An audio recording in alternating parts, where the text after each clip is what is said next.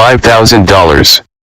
Cash payment to anyone who can prove that what lying son of a devil Farrakhan is preaching is consistent with the lessons, supreme wisdom, of Master Fard Muhammad Elijah Muhammad's representation of his teacher Master Fard's teachings.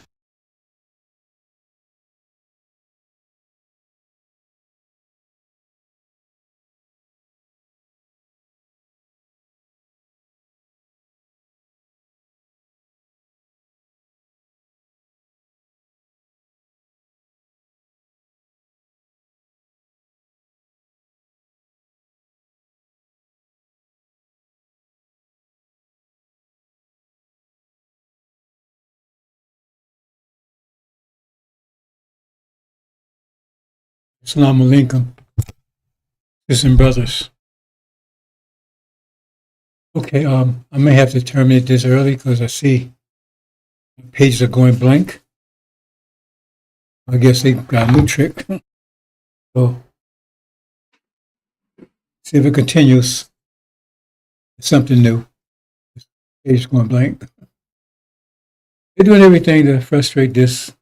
That means when you meet resistance, that means you're winning. Understand? Your resistance means you're winning. They're trying to stop you. Winning. The more resistance means the more pain and suffering. We're going to talk a little about this pain thing in a minute. Again, put on their websites, I put on their everything. Fully aware of it. Never step up to get it. Don't you think it's kind of strange? If, for instance, God told Noah, a calamity is coming. He said it's going to be a flood. You got a bit of ark. Then Noah goes out and tells the people, calamity is coming. Okay, what's the calamity? What's supposed to do? Oh, God told me to be silent. No, you're supposed to compare you, give you money for years to guide us through the darkness, and now when the darkness comes, you tell us that lights, you're going to turn the light out? Isn't that strange? They're telling you this is kind of good bad times, and the devil's planning all this stuff. That's what they talk about today, right? Yet, we're not supposed to be silent. What good is he? Because the flashlight don't come on when it gets dark. Who cares about his on when his light on? When it gets dark, that's when you need it. Right? He says, isn't that strange?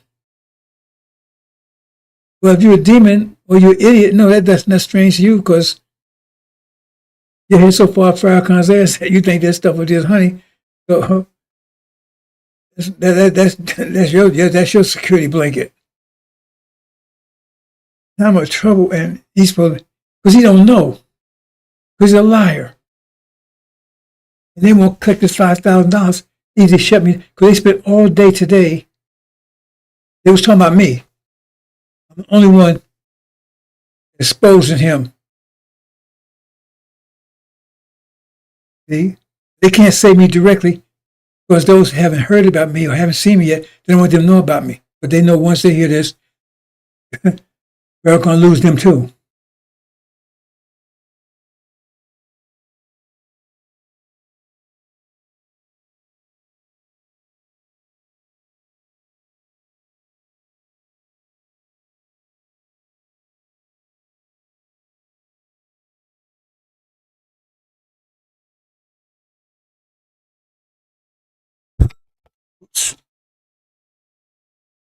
Well, in fact, I got a new microphone, bro. Did a lot of stuff today. If I get around this audio situation, so we'll see.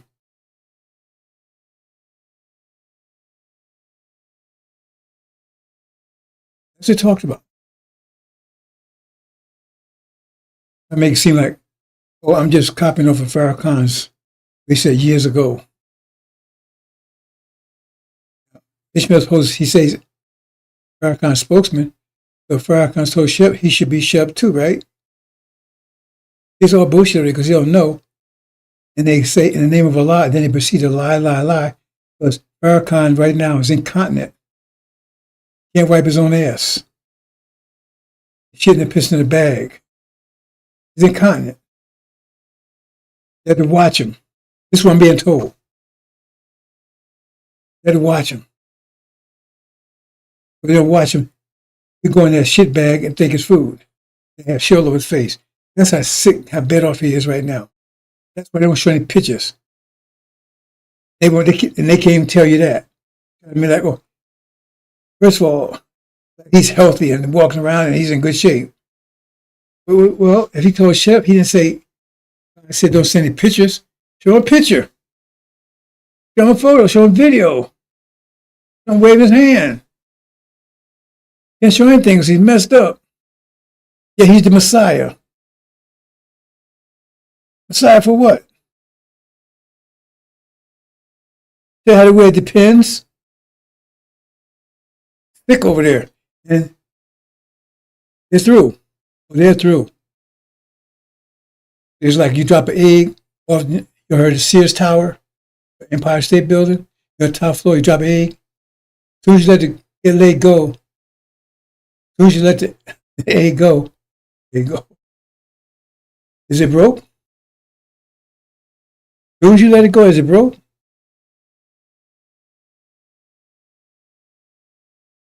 But you absolutely sure what's about to be in about seconds, right? And that's where he's in free fall. Just hasn't hit the ground yet. The Lord will consume. He's falling, right? With the spirit of his mouth, he's going to push him off the building and destroy him with the brightness of his coming. Hit that damn brick that's in of him. He's already pushed him off the building. The story's up. But he's dead. You just don't know it yet. Hit the pavement yet. The Lord consume the spirit of his mouth and destroy the brightness of his coming. They can't get around this. And they know they're lying over there. If read Mark and tell you, they knew who Messenger Covenant is. They knew.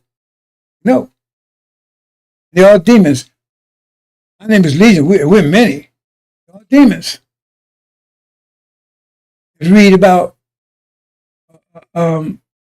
Peter. He would fill his temple with demons because he's a body expert. He ain't shit. We're gonna see about that in a minute. Step to me with that bullshit. On this rock, and can you think? On this rock, I build my church. Now, when you build something on a rock, it doesn't have any roots, any foundation. You would build your house on a rock. You build on the ground, so you can dig something in, so you can have something support it. You don't put a tree on a rock. That's how. But see, you don't see it that way. So it won't have no foundation, have no security to it. You build a house on a rock. Build a house on a rock, see what it looks like. What happened to it when the wind blows? See, you think, since it said rock, then you say, it must be build something on a rock. See what happens to it. On this rock, I build my church.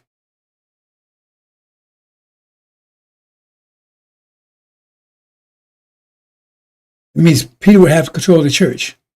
Who was Peter? Now, Peter was just as bad as Aaron.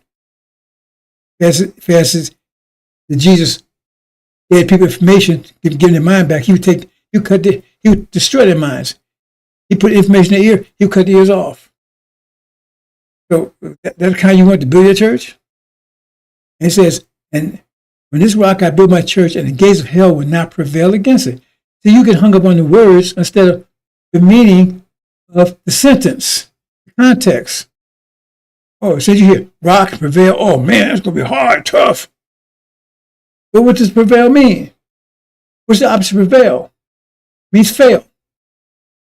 So if you got a church and you got hell in between the gates of hell between the church and hell. right? So the church, the gates of the they don't go off. And let's see, you can't use logic on this one. You can't use logic on seed. Because Abraham's seed, Farrakhan missed. He's not Abraham's seed. He follows the devil. Anyway, if you got this gate in between church and hell, where's the gate designed to do? To keep the people in hell in. Keep people in hell in. Right? So if it doesn't prevail, what happens? If the gates of hell will not prevail, if the gates don't prevail, what happens? It fails. And all the people in hell comes into the church. So you don't read it because you assume that you don't read. You just you come up on particular words, and then you listen to stupid ass lying ass Farrakhan. Yeah, he's the Messiah. Yet right now he can't even wipe his own ass. Curse with a curse. Anybody would tell you if it had nothing to do with Farrakhan, nothing to do with Farrakhan at all. They told you this guy was 55 years old, he got cancer, and they cut all this stuff out, blew his ass up with radiation pills. And you say, man, God wasn't with him. Wouldn't you say that? They said they did it on purpose or was accident or whatever. So, well, God wasn't with him. What you said? They said, damn, that's a damn curse, man. He got a curse. You can't recover from that. When you said, when we come to Farrakhan, no, have to try. Oh, the child, because he'd give his life. Ain't no man this damn planet, including me. I'll give up everything to get this message across. Don't take and give up their manhood for anything. There's no man on this planet going to do that. I'm telling you. Show me a man that will do it. Ain't no sacrifice. No man would do it. No God would do it. No one would do it. Now tell me somebody that would do it. There ain't no sacrifice. They'd rather die. They'd get their life up. They'd get their manhood up. You tell me a man that would do it. Logic doesn't apply. But like it says in Thessalonians, they don't love the truth. It has no meaning to them. None. Zero. That's why strong delusions. The Million Man Forest. Let's move on, brothers and sisters. Curse with a curse, it tells you. I'm not going to get distracted. I want to get to my main point. I want to keep this short today. I've been doing a lot of work today. Putting this together and something I'm preparing for tomorrow. I talked about yesterday. I talked about just mapping things in. You go in and you start off with Exodus. Use a timeline. Right? From enslavement all the way to return home. Okay? So then you map Malachi into there. Same thing. The God comes, raise Elijah. In Exodus, right, it gives a timeline. What you got in Exodus? You got the God, you got messenger. As the messenger leaves, you got no good, stinking, lying dog, Aaron, who messed everything up. And getting his followers killed. Then comes Joshua. He's the Messiah that takes you home. That's the way it is in Exodus. You can't change. That's where it is. So you got four figures there, right? Malachi, you got four figures too. You got the God, you got the messenger, and the messenger of the covenant. We had never mentioned messenger of the covenant. And then you got somebody that's cursed with a curse. Then you got four characters there too. You got the God, you got the messenger, pairs with the messenger of the covenant. Then you got somebody that's robbing the nation. You can't say that's Elijah. You can't say that's the God. So if the one that message come get you home, it means it had to be somebody between Elijah and him. Farrakhan again. What people? They say he's a messenger of the covenant, which they never mentioned, Joshua. Then you go to the covenant itself. They mention everything, but they don't mention the covenant. The covenant says we'll return home after 40 years. Farrakhan said we're not going anywhere. Now, today they said, oh, he's not a liar. Well, you just called him a liar. You just called God a liar. Because he said, we're not going nowhere. You just call God a liar. See how stupid, ignorant those dummies are over there? They're calling God a liar every day because they said that's a covenant. He says at 20 years, and they mentioned the first part, that we'll be returning home. And Farrakhan said, we're not going nowhere. Ishmael backs him up. So you calling God a liar. Liar. Get around that one. Oh, God, me come out of her religion. That ain't what it says. Come out of religion don't mean you got to go to Arabia to come out your religion, come out your name. It says, that return to. It said, come out. It says, River Euphrates and the River Egypt. And that's, look on the map, clear enough, that's Arabia. They call God a liar right there. They also call God a liar about the message of the covenant. Never mentioned because God says he's going to be there. He will be there. You know, don't even mention him. Elijah, last messenger. Now they got a problem. He's gone. Farrakhan here, Farrakhan shitting in the bag. Can't wipe his own ass. So who is he then? Everything's confusing, ain't it? Devils ain't devils anymore. Brothers.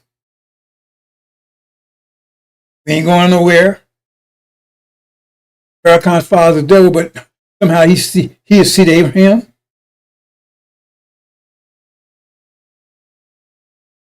So for someone, they're going to tell you that's why they don't come to collect that $5,000.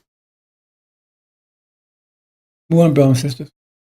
Those you got your head up, Farrakhan, keep it up there. Don't look around. We don't want you.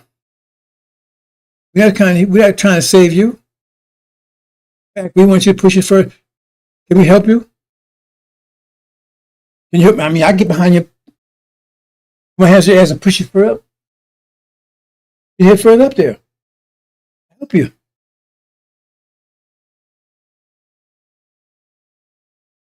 If you got a problem with that stuff that you think is honey, right?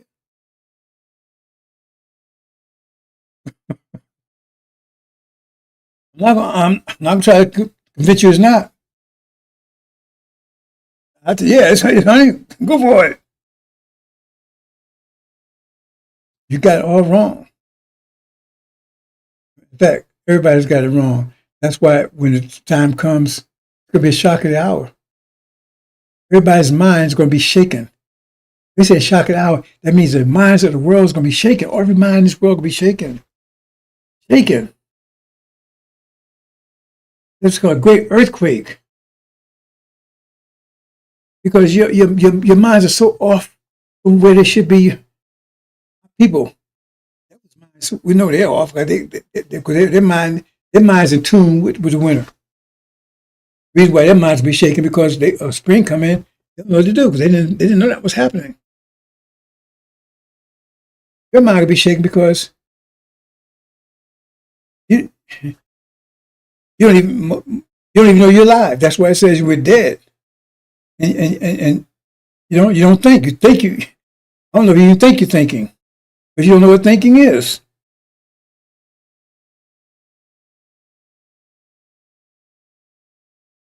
Did you think a lion thinks? The lion knows to slip down, sneak up on somebody. It knows to be down. Don't be downwind. It means be downwind rather. But the wind is blowing on their backs towards. Then the animal will smell them. They want the wind blowing towards them, so the animal won't smell them. Is that thinking? Is that thinking? It gets them what they want. The methodology to it, that thinking, that's the level you're on, brothers and sisters. That's why you can't, that's why no one can touch this angel. You don't realize you're on that level. You won't realize till you start thinking and you look back, oh, damn.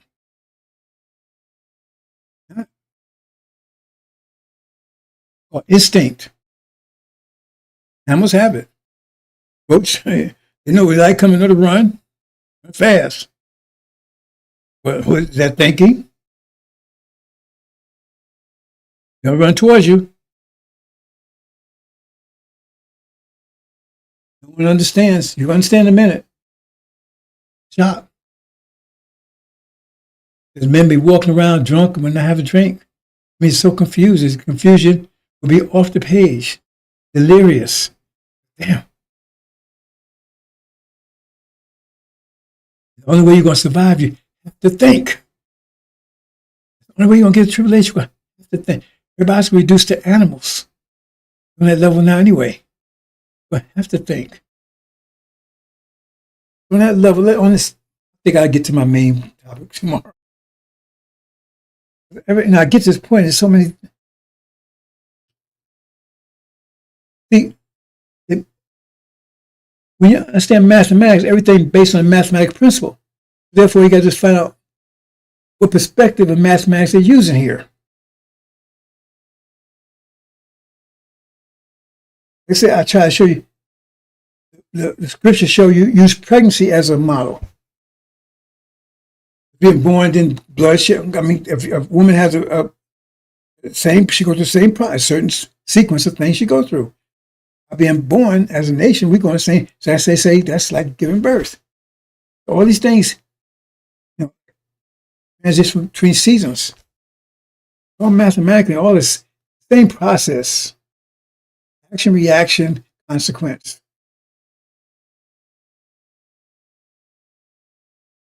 All based on the same principle.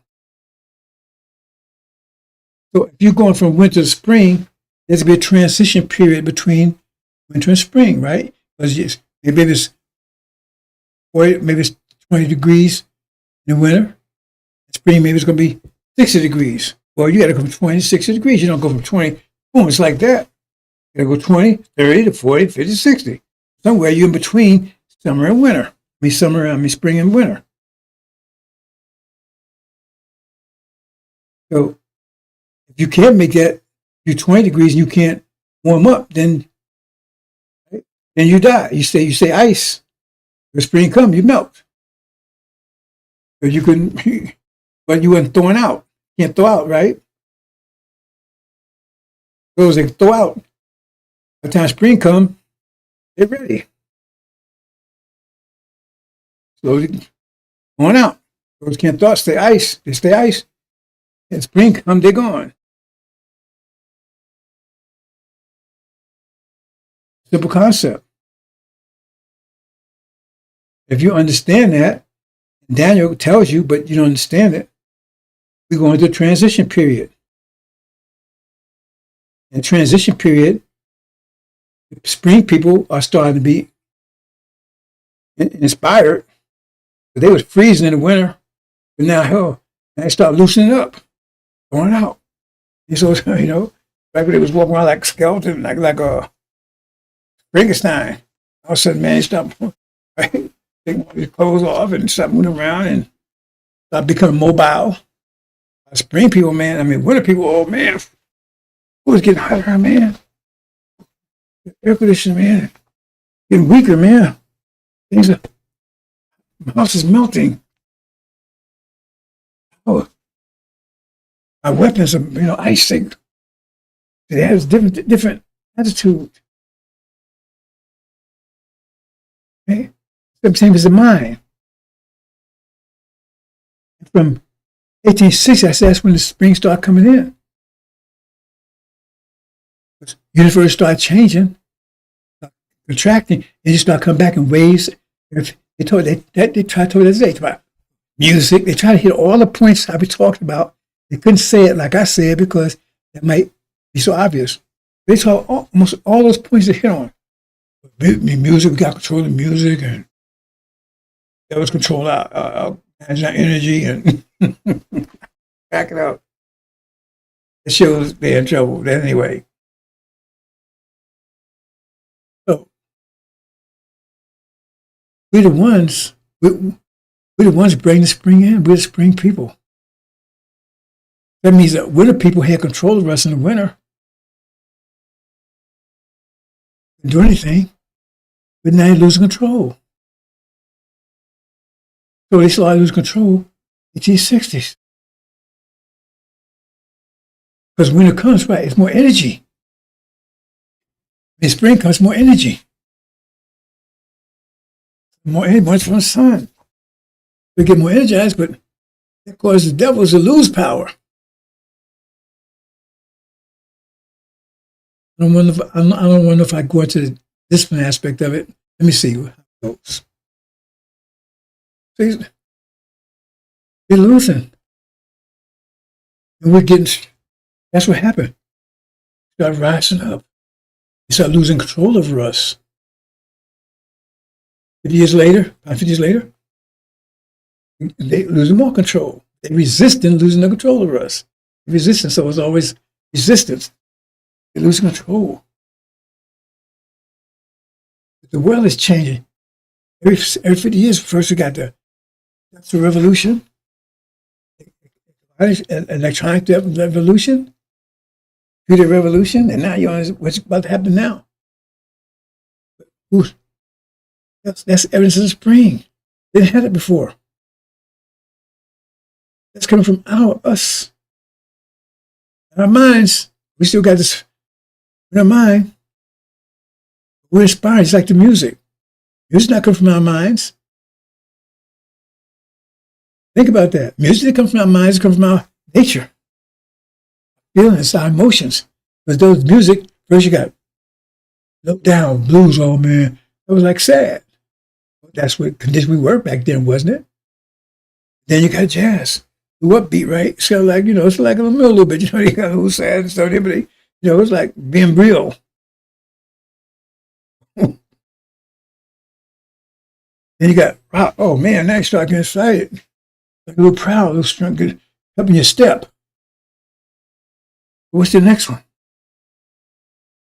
Each time they're losing control because now we move around more control of ourselves than they did. Than they had over us. The restriction is the mind we have.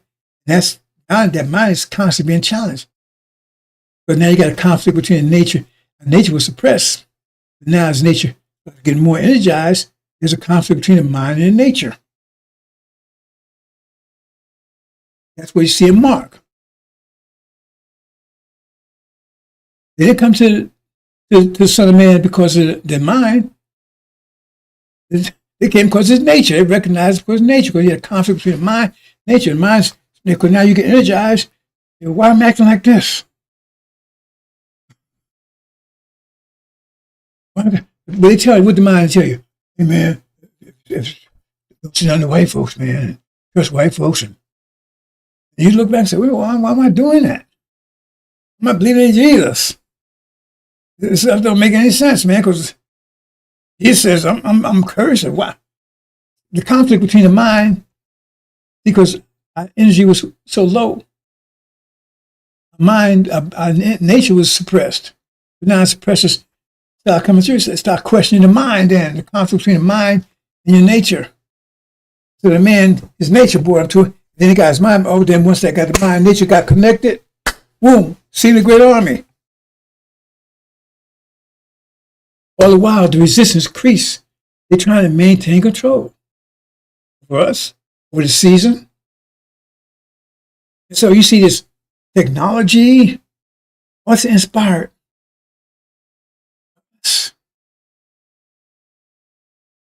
Us. See? Because, let me put it a simple way. Master Muhammad showed, what did he show with? Did he show with a pitchfork or a club? What did he show with? He showed with super technology, way advanced more than anything. They have that kind, they have anything like that there. That's not that. So we move it towards that. You understand? All this technology is coming from us. My mind, it's like music, it's not coming from my mind, from my spirit.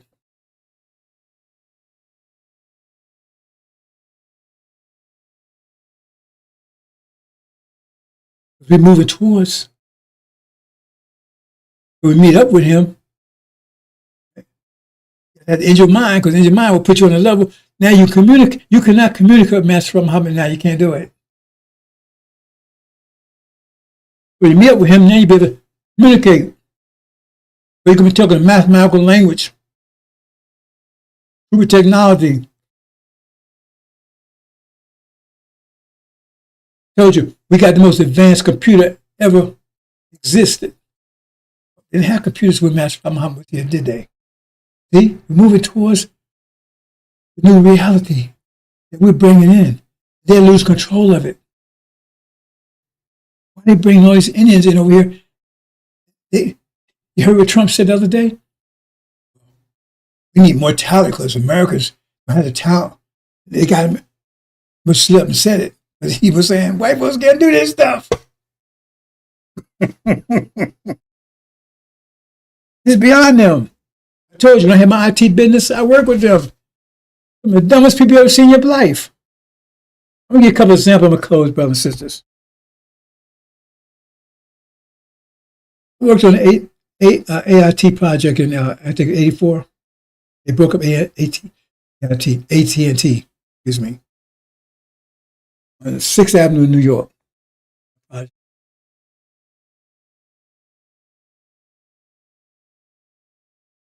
And then when I was Piscataway, I worked several parts of it. Program. I worked on UPS too, and they went when they automated because they used to do manual.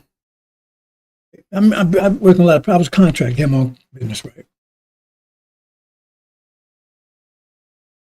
There was some of the dumbest stuff. And I come here, I don't have a degree. I didn't even finish freshman year of high school. I taught myself, I'm self-taught. Elijah Muhammad said, when he son of man will be self-taught. Did he say that? Did he say son of man will be? See, they talk their bullshit. Is Master Muhammad self-taught? No. He says Father taught him. Elijah self-taught? No. Father taught him. Farrakhan self-taught? That's a question because I don't think anybody taught that fool anything because he's stupid as hell. He might have tried to teach him, whatever. So,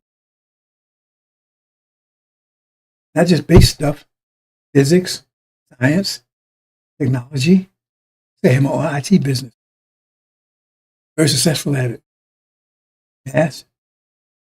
Any level you want to get, I can go there with you. Trigonometry, calculus. I can even show you the science behind it. They don't even teach you in school. So this is myself. Vectors, tensors, history, Egyptology, on and on and on.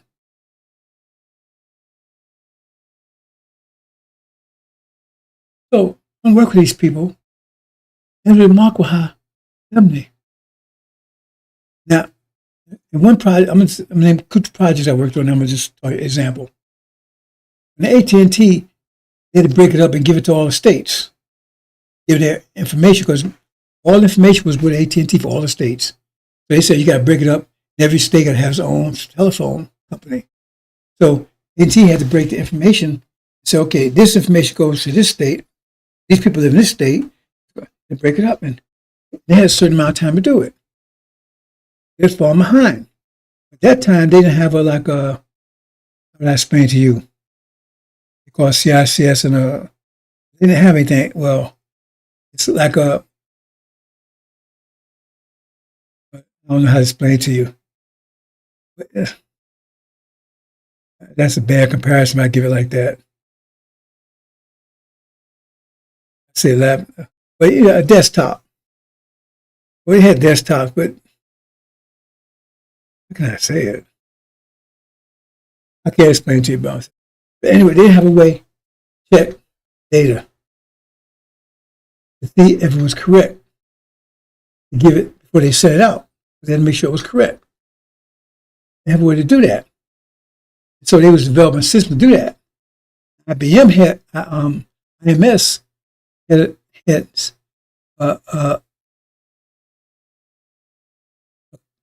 but I'm not speaking without layman terms, right? They had a feature, right? They was working on to do that. And they had another thing they call CICS now. They didn't have it at that time. It allow you to look at things actively while it's processing. So they couldn't do it, so he was from behind. It did have this feature where you could test your programs. They didn't have anything to test data. There's something to test program. And these are bachelor's, everything. The guy who supervised the project, he had a bachelor's degree or something, bachelor's whatever. And they were trying to figure out what they would do. So that time you could find Indians in this country, talking about from India. Maybe one or two. It's not still all together. So, okay, yeah. That's my phone here. Check my sound. CICS. Okay. They brought this woman in and a couple other people. They was going to try to develop this IMS connection. I'm saying, wait a minute, hold it. I said, you got this software here that comes with it. I'm just going. I can't explain it to you in lost layman language about this, but there are names called. But anyway, so you got a thing here that can test your program. So all you got to do is make a little modification to that, and you could use that to check your data until you get. It wouldn't do as. It wasn't very fast. It would work because it wasn't designed for that. But you had to make major modifications to make it work fast. It worked fast enough.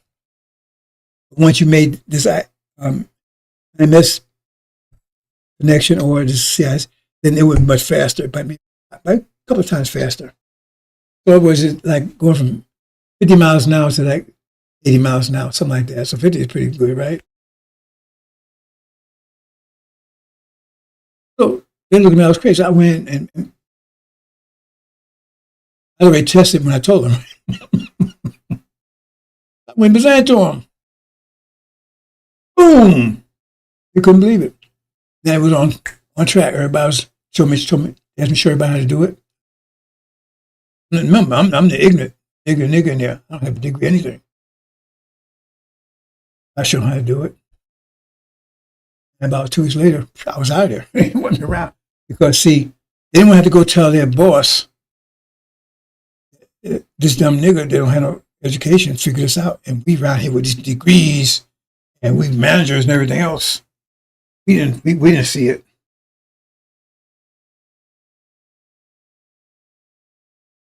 That's what happened. I know it's happened because I got confirmation. I'm not going to it. That's exactly what happened. Similar things like that would happen to me all during the time I was doing that. I would go in and I would see, and in the last part of my career, if you want to call it a career, for the last 10 years, I was doing it from, I started like at 76, I think, when I first got I was an employee at Montgomery Wards in Chicago. At the MESSNEGER party, right? Got into computers, and all story all together. And I was working at Montgomery Wards as an employee, and I was very good at it. And to make a long story short, they kept promoting me. Then they put me on payroll. See, that's it. Same thing happened to me in the Army. I was a sergeant. And they put you, because they think they really think we're so stupid. Like, you go to tell a dog and say, I'm going to take you to the vet and put you down. Dog's waiting to you know. They look at us like that. I'm amazed how they would put me in positions and they think I couldn't see what the hell I was doing. So they put me on payroll.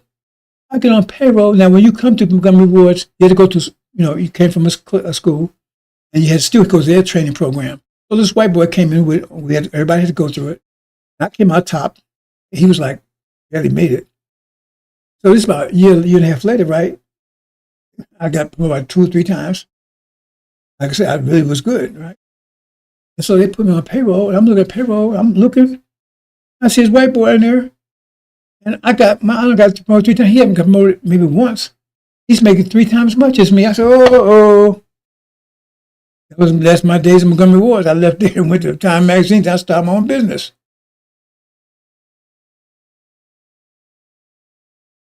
On that note, let me explain. Like I said, same thing with the military. I went to the military. I was a sergeant, right? And I was in Vietnam.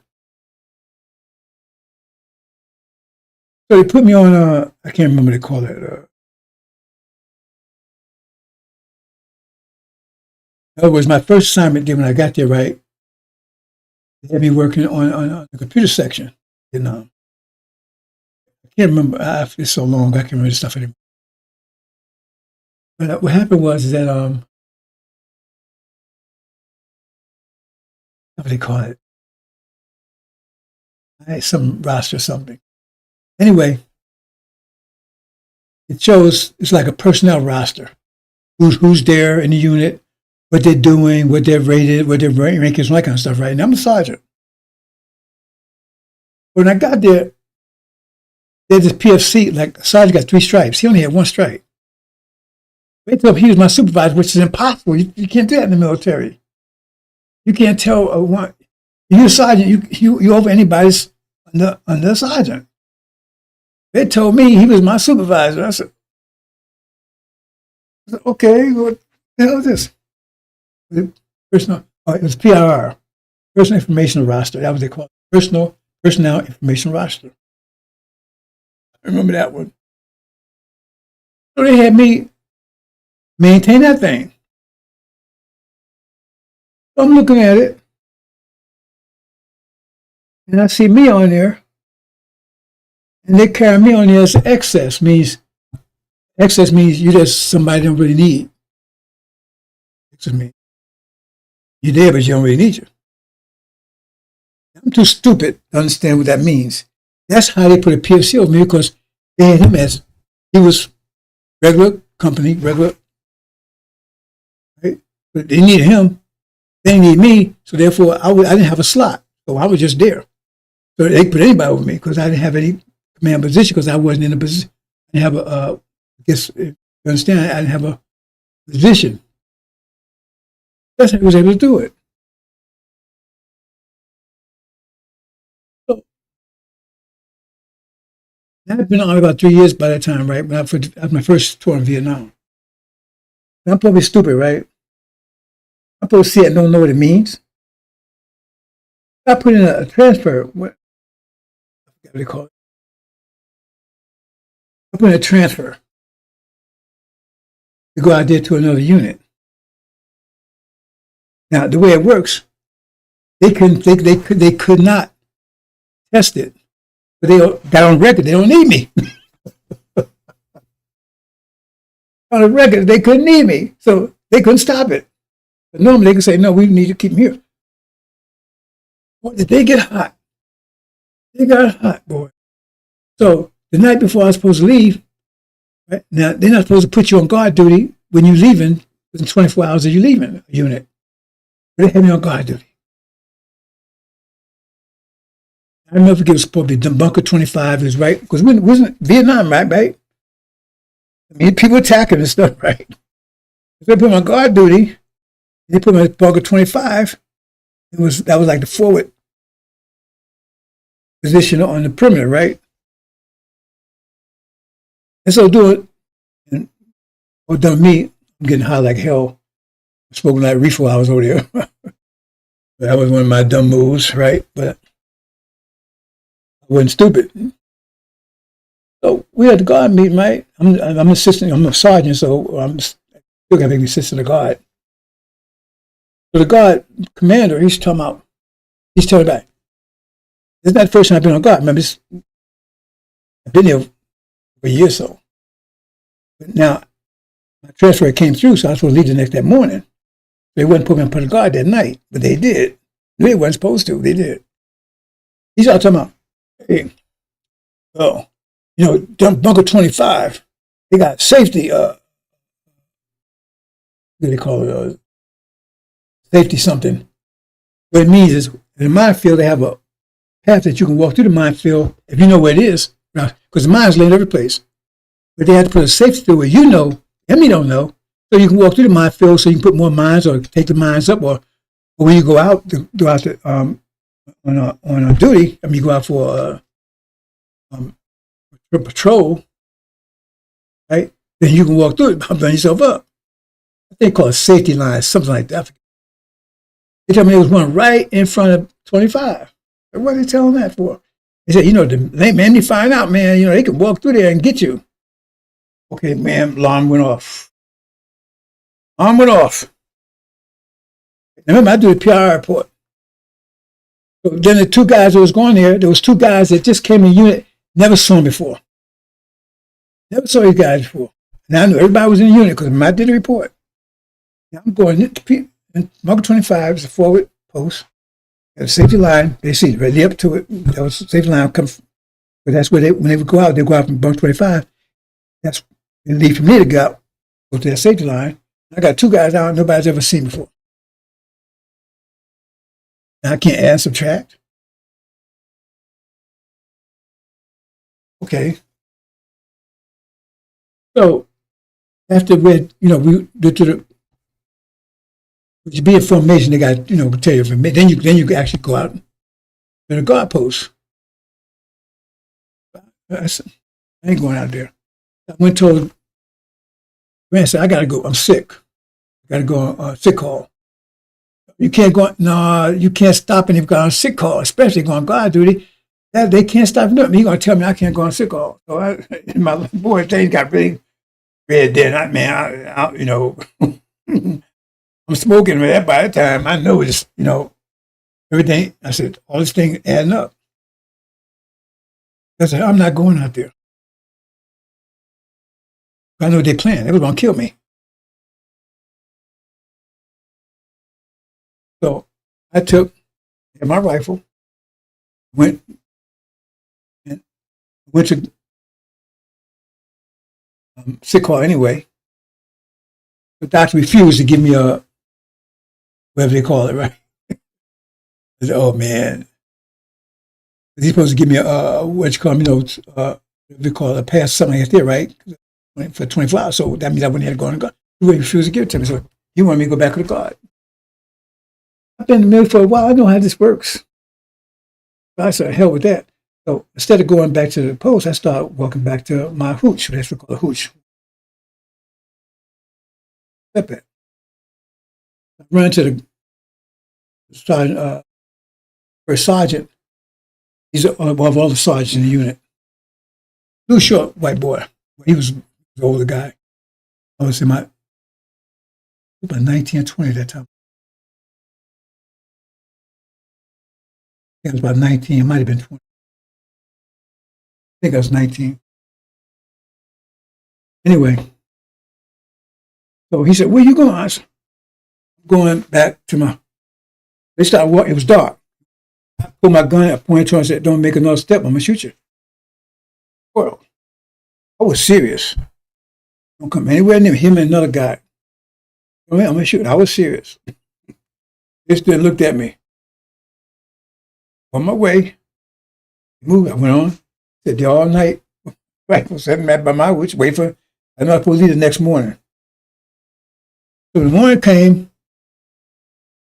Go out there where the truck was going to take me to the new, and that sergeant showed up. He was mad. I ought to kick your ass.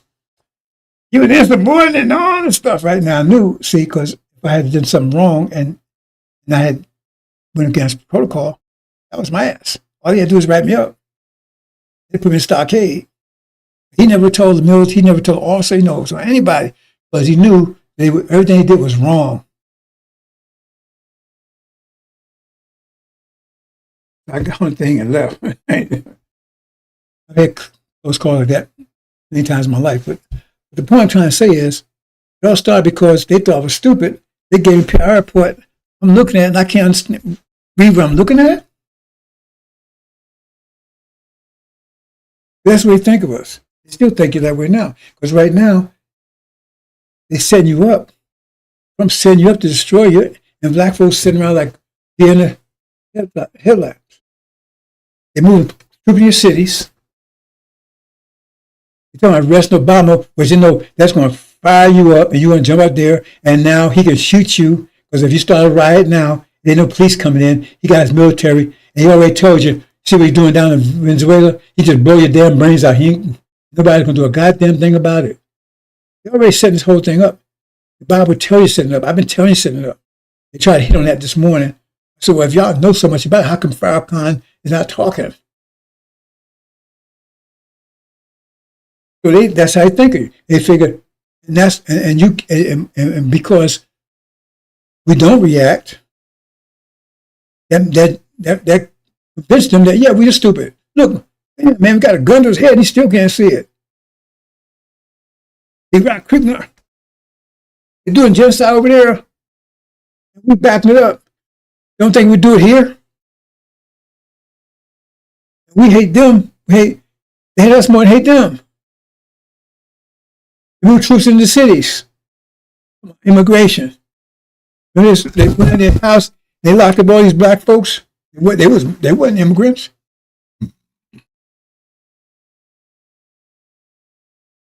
All you need is get you all these detention camps. They don't need them anymore. Detention centers. All you need is you to spot, get upset. George Floyd incident. You jump up, start rioting. They can just shoot you down because he's doing it over in Venezuela. And that's illegal against. And nobody's saying a damn thing about it. Nobody's setting the precedent. Nobody's saying anything about that. You're just blowing people out of the water.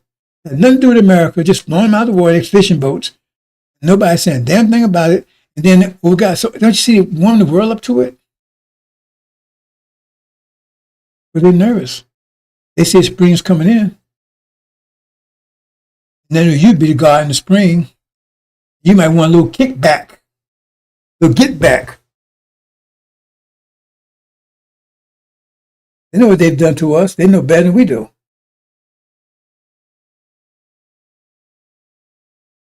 They're telling you what's going on. They tell AI is going to destroy the whole economic system. It is. Because it's moving into a new world. Everything in the world is going to destroy this. Make all things new. Technology is moving towards the next one, and they lose control of it. But the way they characterize, like, oh, well, AI, lose job, right? Well, AI will destroy capitalism, destroy it.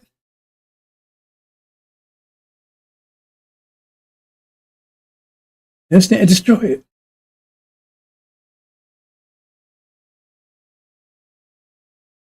Where will spring come? Destroy the government. Remember, global warming. Destroy all the infrastructure and everything else. They say, oh, it's bad stuff. Yeah, it's bad for them.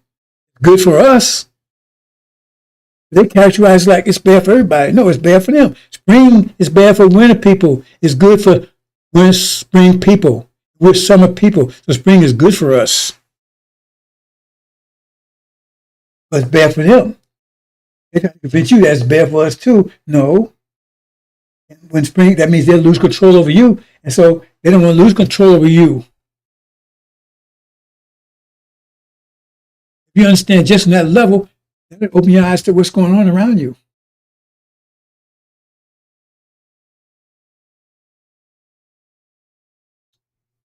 Again, I didn't get to my main point again, bro, since I'm going to leave it there. I want to talk about the bloodbath. Maybe let me put a couple of things. Thing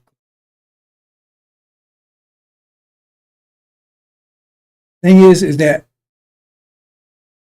and this is that's what Muhammad's doing. Like, when somebody in a heart attack or they were drowning, their chest, boom, boom. The man with it beating out. Yeah, but trying to save his life. That's what it's going to take. And that's what's going to happen. You have to burn your ass to save your life.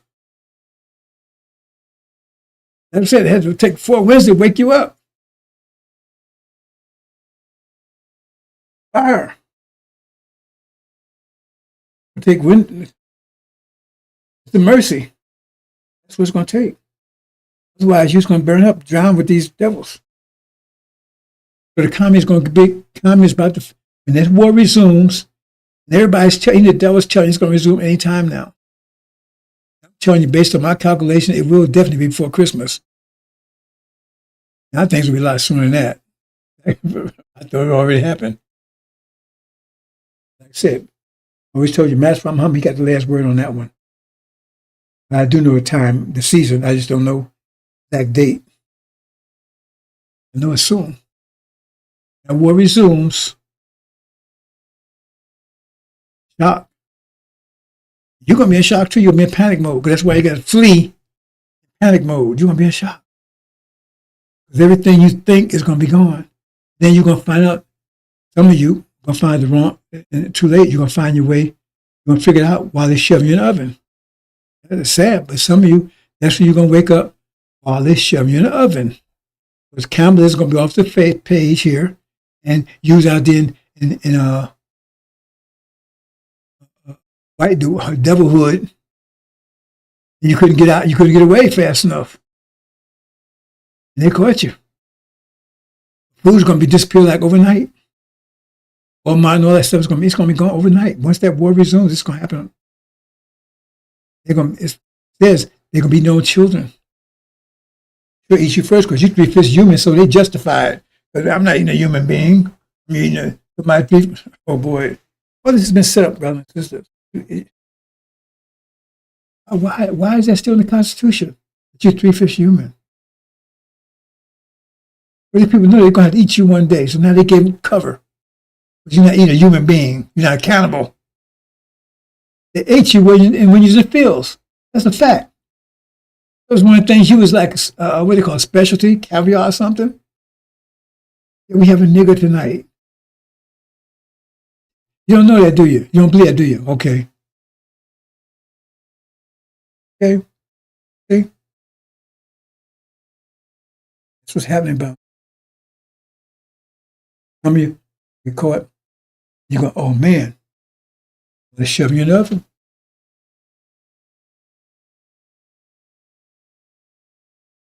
Because if you had paid attention, you wouldn't have to flee in panic. Shock of the hour. Let's do a couple of things here, brothers and sisters. I'm not going to be able to get to my main present. Never get to it. Got to get to it this week, though. Well, maybe when things are going. May not, because things are happening fast. I'm surprised it haven't happened already, brothers and sisters. Remember, the owner was upset about that because it was delayed. Or was it delayed? Because it says those days were shortened. So what are they talking about? Talking around and back against themselves?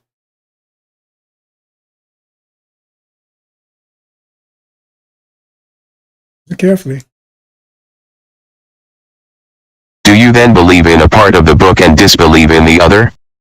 What then is the reward of such among you as do this but disgrace in the life of this world, and on the day of resurrection they shall be sent back to the most grievous chastisement? And Allah is not heedless of what you do. 86 These are they who buy the life of this world for the hereafter, so their chastisement shall not be lightened, nor shall they be helped.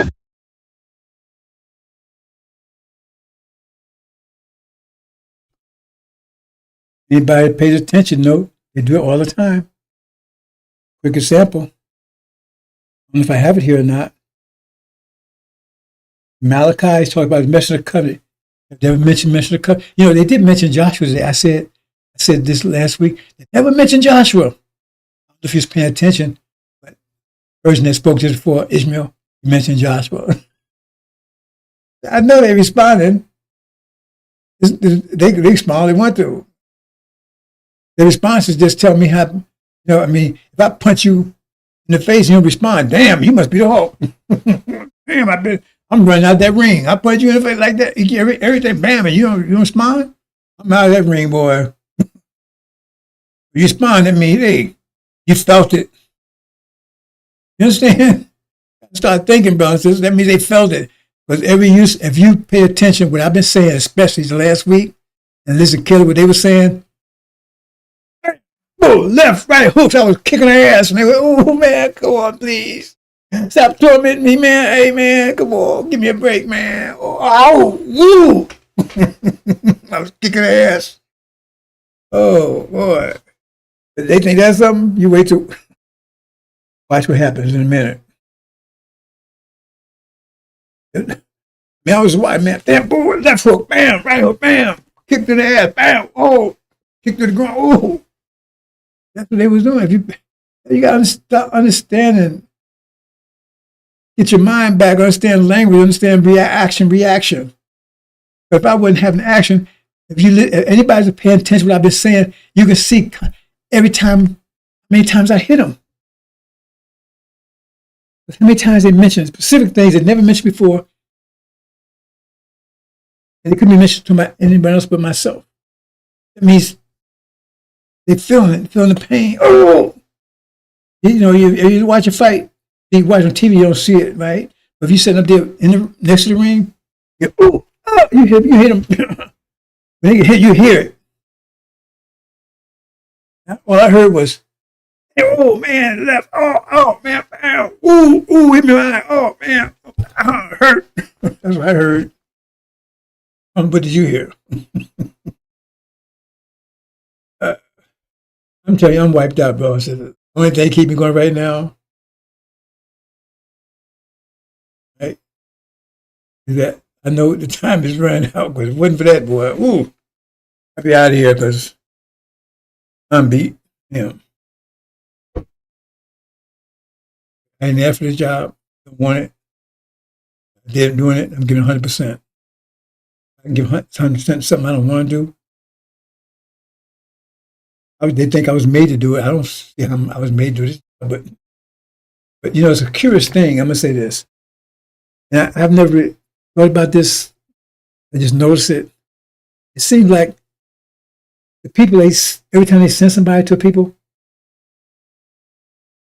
they're the most handicapped person to do anything. Like Elijah come and give you the information that you need to understand our background. And man could barely talk. Look at Prophet Muhammad. He couldn't read and write, yet he gave the Quran. They say it's the most beautiful literature over in Arabia. And myself, I'm a hermit. I don't like talking to people. I hate talking to people. I love my people. I just don't like. Wife would tell you. If you had to ask, she'll tell you.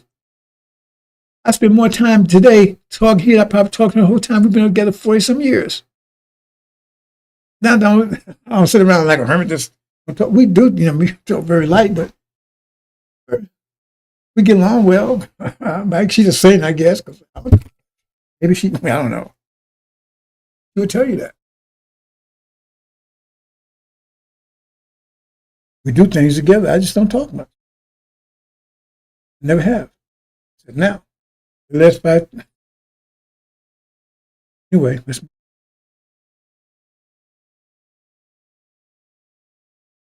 Okay, I play a couple things. I'm not going to get to what I was going to get to. Forget about this.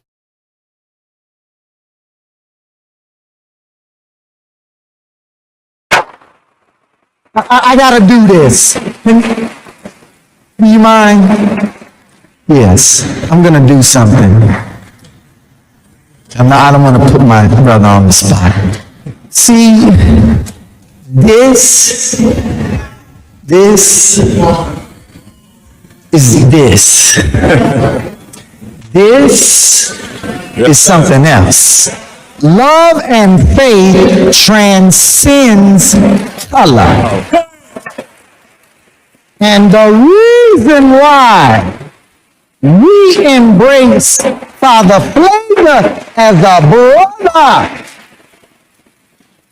is because we find him on the battlefield of justice, being a true disciple of Jesus. And the last thing I'll say is you'll never call us racist. Yes, sir. Yes, sir.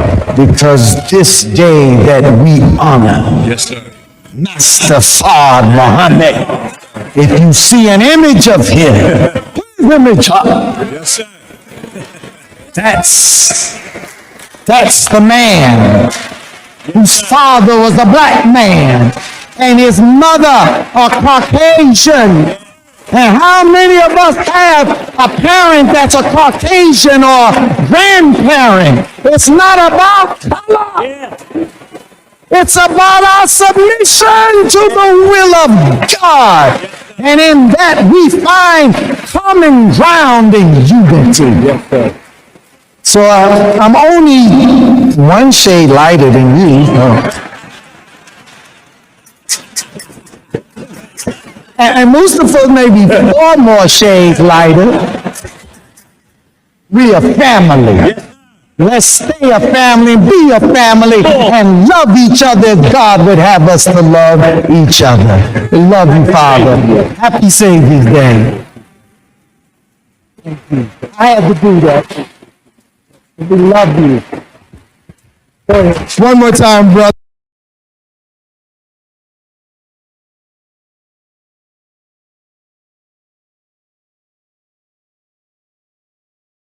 Sick. And under Elijah Muhammad, show me one verse, one book, one video, anything. It's a black man lesson that back up what he just did. Or the opposite. Master Muhammad says, they say, oh, in the name of Allah. And then they proceed, lie, lie, lie. He says, they cannot be reformed. They've been tried. It's impossible to reform them. They're devils. They're like snakes. You let them go, you bite someone else. They're 100% wicked, 100%, not 99.9. They had to take on the plant. That's what he said. That's the lessons. They claim they believe in. I mean, that's the word of God. It says, it's not about color. It's total submission. Well, you're not submission. You're not submission. See all the bullshit there? What to make of it? I'm not going to waste time trying to think about good to me. That's time for the shitstorm. Got a lot of shit for them. We got a lot of shit for them. You know why? Because they've been eating and living in shit 400 years. We got a lot of shit stored up. Here comes a shitstorm. Because how do you get clean? You got to get rid of the shit. Put it back where it came from. Mm-mm.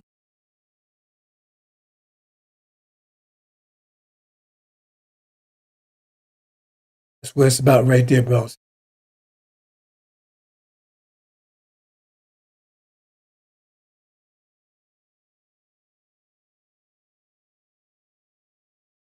I don't get to, bro. Since I keep saying I never get to it. We gotta get to it. Flood.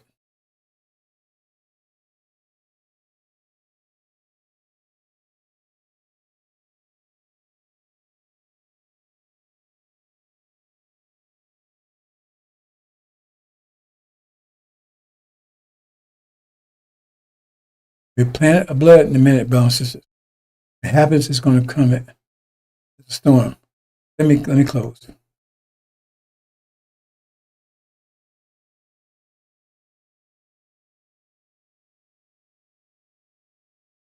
I get to tomorrow because so many things, brothers and sisters. So much happening right now.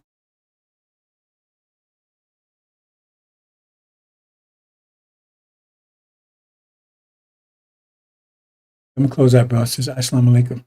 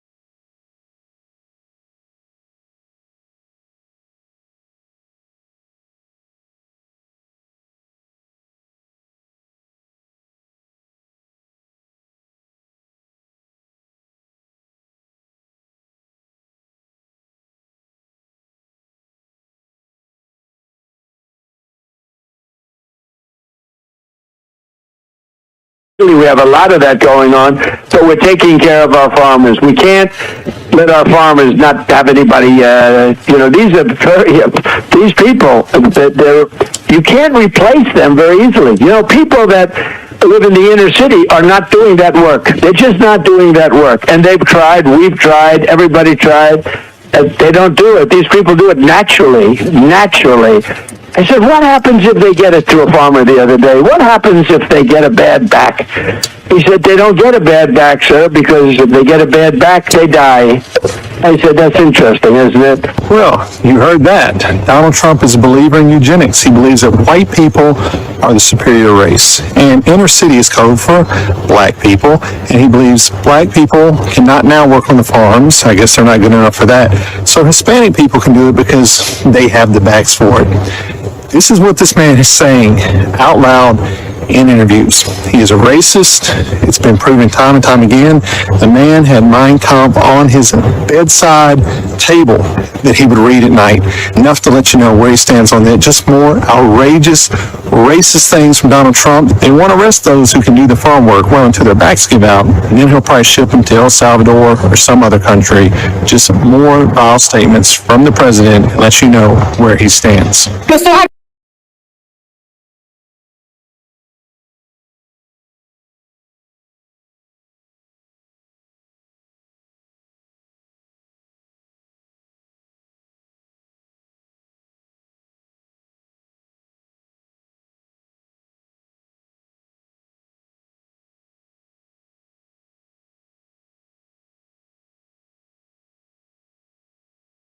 When they were arresting people for praying outside of abortion clinics. I mean, I do think the UK, and I say this as, someone who is half English, I think it's reached, or it is quickly reaching a point where democratic reforms are going to be pretty tough because of the demographic change.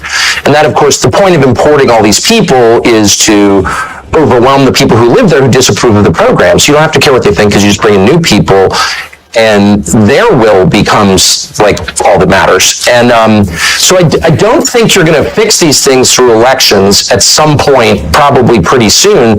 And I just worry a place like the UK, Canada is another, a bunch of different countries in the West are at the point where they're literally revolutionary. They are poised for revolution. And as someone who really doesn't support revolution and hates violence and hates civil war above all, I'm worried about that. I mean, I don't see how this is fixed. Starmer, who's, he's just an instrument of larger forces, but he's a poisonous character, obviously, who's really hurt your country. He's in there for 4 more years. And so you wonder, people are going to start to get really radical in a scary way. I think this is going to happen.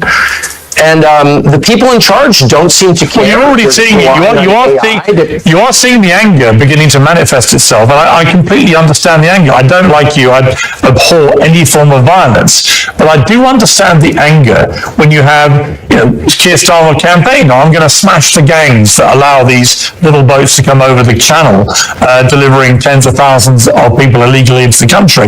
And they then get put into these so-called asylum hotels where they're given a pretty good lifestyle. Certainly a far better lifestyle than many people really struggling at the moment in the UK.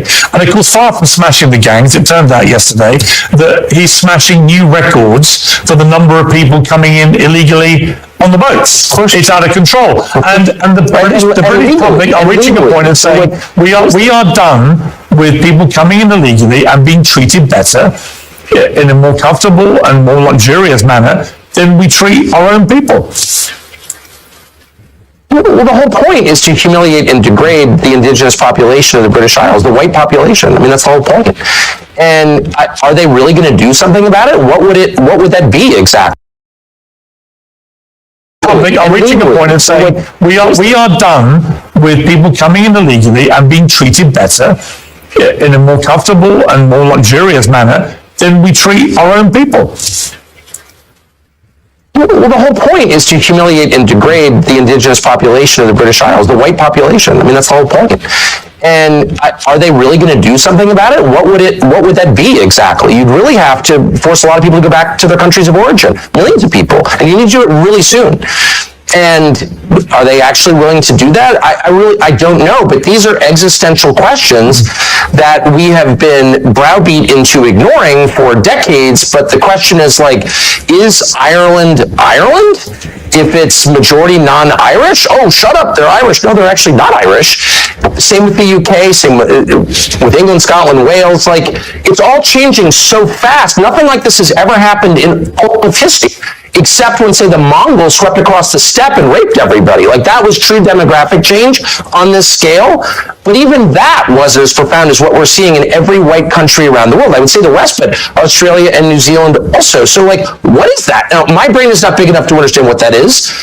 I have a lot of theories about it, but I don't know if they're true. All I know is what the numbers are, and that's real, and no one feels that he can say it. Everyone's like, oh, well, if that were happening in China or India or Malaysia or Senegal, it doesn't matter. You'd be like, what the hell is that? Like, the population's totally different. Look at graduation. Pick, I don't know, King's College Law School, and look at the graduation picture for the last 30 years. Who's in it? Just, like, let your eyes tell you the truth for once. Like, this is a total change in population.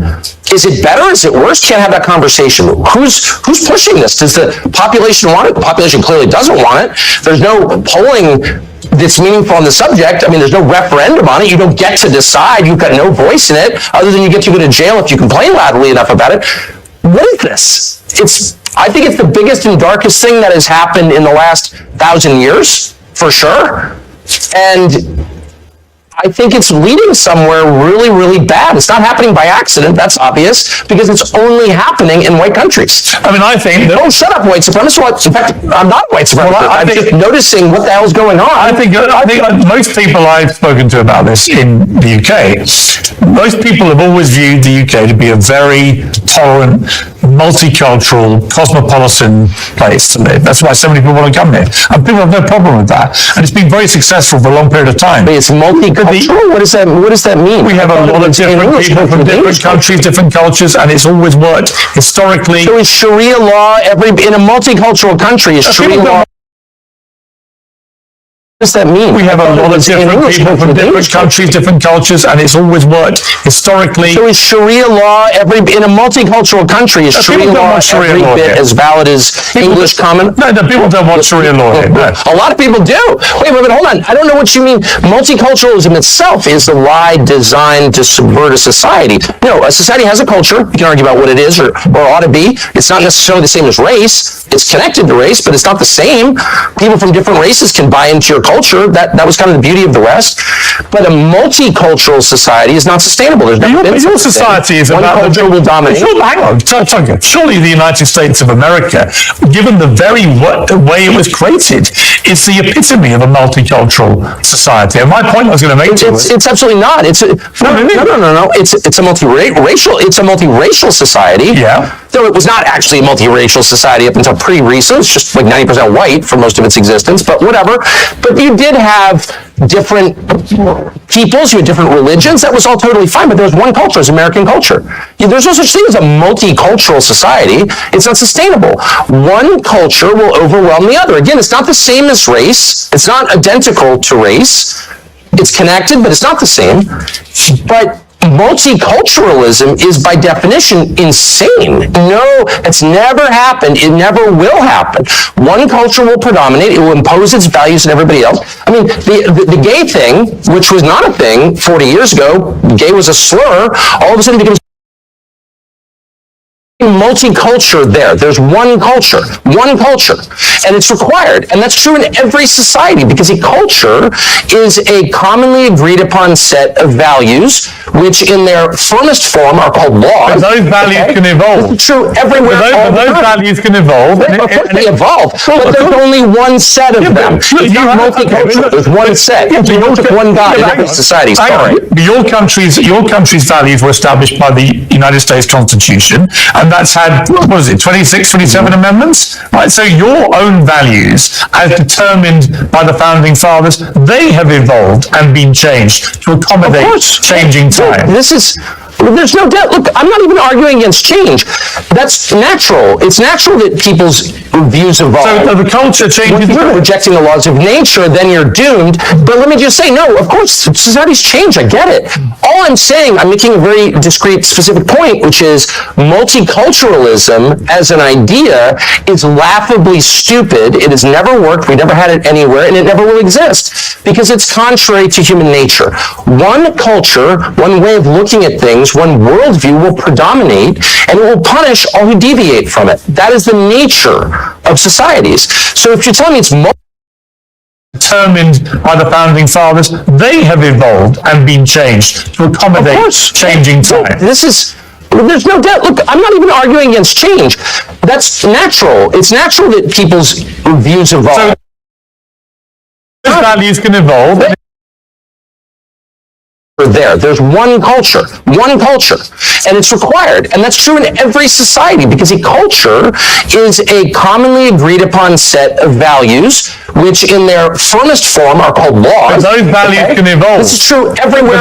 Those values can evolve. Of course they evolve, but there's only one set of them. It's not multicultural. There's one set. You worship one God in every society. Sorry. Your country's values were established by the United States Constitution, and that's had, what is it, 26, 27 amendments? Right, so your own values, as determined by the founding fathers, they have evolved and been changed to accommodate changing times. There's no doubt. Look, I'm not even arguing against change. Natural that people's views evolve. So the culture changes. If you're rejecting the laws of nature, then you're doomed. But let me just say, no, of course, societies change. I get it.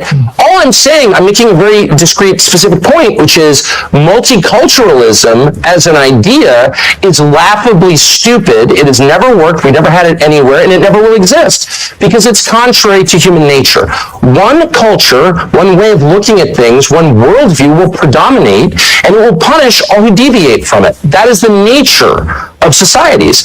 So if you're telling me it's multicultural, we can all live and have radically different values, that's just not true. It's never been true. It never will be true. So you're going to have one culture, one worldview predominate over another and dominate and suppress all dissent. That's just what it is. But I would point to the United States of America and the United Kingdom as two shining examples, albeit not completely without their flaws, the shining examples of places that are deemed by the rest of certainly feel that about my country. Well, I certainly think that inherent in Christianity is the notion of tolerance, and that draws from a core Christian concept, which is free will. You cannot force someone to convert. There's never been conversion by the sword in Christianity. People decide to believe in it. And so that is central to the religion, therefore it's been central to the society. Western civilization is Christian civilization, and so we call that tolerance. It's a respect for your inherent God-given right to make a choice about what you believe. Okay, so of course, that's always been a feature. My only point is, a society has a commonly agreed upon set of beliefs, rules, and laws that are the definition of the society itself. That's what society is.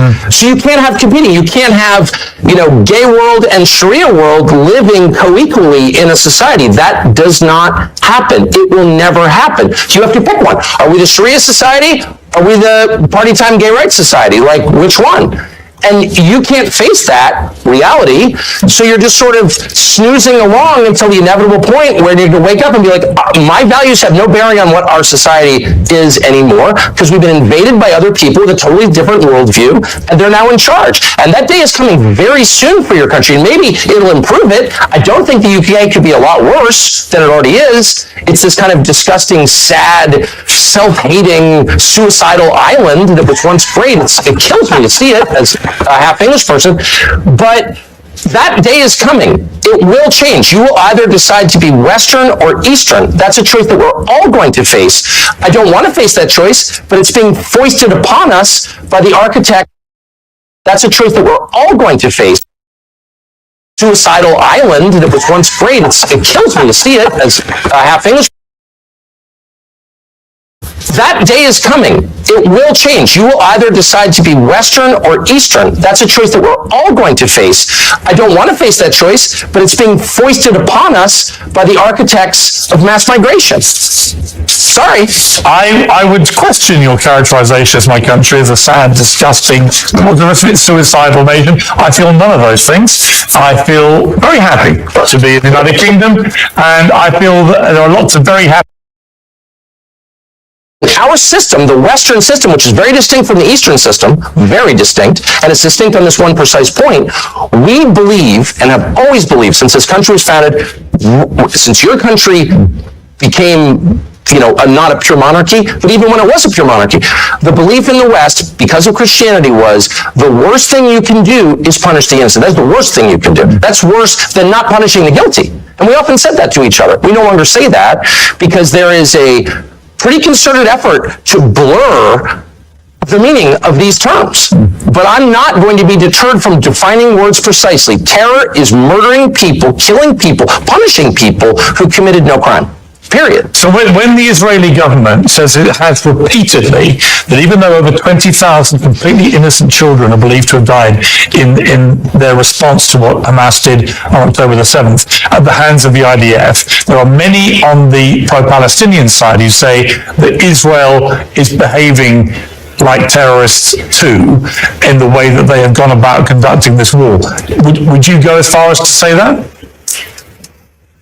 One of the things that I really object to now is this relentless focus on Israel, which, by the way, is a foreign country that I have nothing to do with.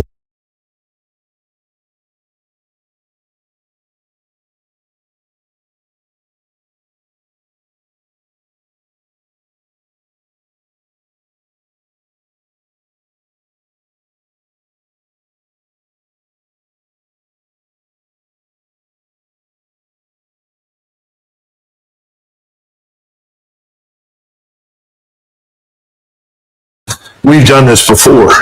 Now, maybe today things are different, and we will end up living in a nation that is sharply divided and may ultimately produce something else. But I'm an American. I love my country. I want to see it stay together. I'm interested in social cohesion, which means that I think our laws, customs, and culture have to be dominant. We can accept some diversity on the edges, but not fundamental division. I think we're in a state of fundamental division. So when I bring up Sharia law, I've sat in many discussions with many people that said, well, I don't care what people look like, but I do care about Sharia law, and I don't want that practiced anywhere near my family or in my country. And that's something you should be aware of. So the notion that someone can come here and say, well, that's part of my religion, and we're going to abide by Sharia law, they're going to find serious resistance and opposition in the country. That's It's because it matters. It's this thing we call societal cohesion. Nations do not exist on their own. They have a core population. Our core population from the very beginning was always at least 80% European and Christian, and about 15 to 20% African. But when you start bringing in huge numbers, millions, who are fundamentally different from the core population, you are going to get violence, anger, and conflict. How many times have you heard people say, if you bring people in from the developing world, what do you get? The developing world. And now we've got that. You can't bring in hundreds of thousands of people from Somalia, plant them, of all places, in Minnesota, and then be shocked that, no, they're not Americans. They're not really interested in being Americans. They're foreigners living on American soil. Nobody wants to say that publicly. If you do, oh, well, you're a racist. Well, you know, the world is full of racists. The real war that's going to decide our fate is not going to be fought anywhere overseas. It's going to be fought right here inside the United States. Are we going to survive as a republic, as an English-speaking republic that rests on the foundations of Western civilization? Or are we going to become something else? One point that is The Constitution was completed in 1789. I think we had 5 million people living in the 13 British colonies. We were 90% white, that is excluding the Africans who were in the country who had been brought here as slaves. But we were 90% white. We were 90% Protestant. And this may be hard for you to believe, but the people that wrote that were trying to protect all of the Protestant sects from a state church on the model of the Church of England and the Roman Catholic Church. That's one of the reasons it was almost 100 years or more after that before people began to finally accept Catholicism as a religion, because it was viewed as political power. My point to you is the Constitution is outdated. The way we are governed is outdated. It has to be re-examined. Nobody in 1789 imagined that anybody would come to the United States except another lunatic, religious fanatical Protestant who hated the Church of England. That's what people feared. That's what they thought of. The Constitution that we have does many good things, but I would argue that the Bill of Rights is ultimately more important. The Bill of Rights is vital and essential, and that needs to be defended. But the Constitution and the way we govern and the things that we're doing, it's out of date. It doesn't fit our needs. And that's back to my comment on something given has no value. You have to earn it. And we haven't made anybody earn their place in this country. I'm talking about people like me that have been here forever. My first ancestor stepped off the boat in 1681. So we've got to get back to some notion of national service, because national service promotes national integration. It addresses some of these problems that you're discussing. Now, I know that you may not want to conform and may not want to be as I am, but I'm an American and nobody questions that. Nobody ever will. If you don't want to stand out and be questioned, then I suggest that you change your appearance, because I don't think it's life or death for you to wear what you wear. I think this conversation. It's not fun, because it's leading to violence that could have otherwise been avoided. You see, every great nation, every large nation can always accept some number of people into its ranks that are different from them. It's always been the case. But if you suddenly import millions, which is what's happened here and happened in Europe, then you threaten the core gene pool. What I'm trying to tell you is there's a problem. And we can all think that there isn't, and you can insist there isn't, but that's the view.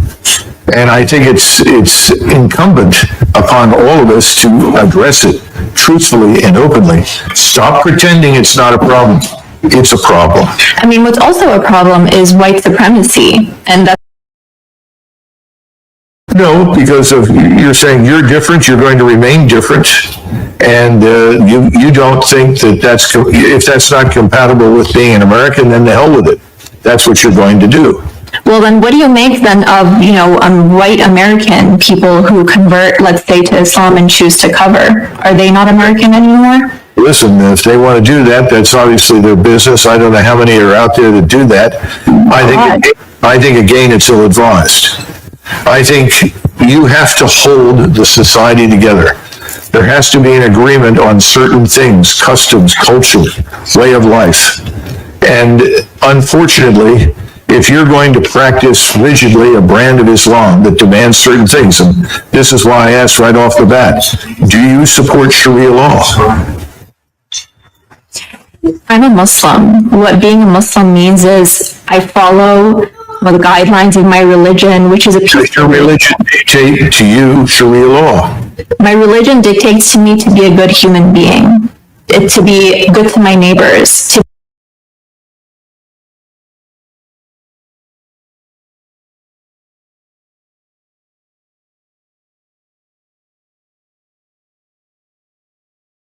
that the most powerful force in today's Republican Party is represented by what Charlie Kirk said.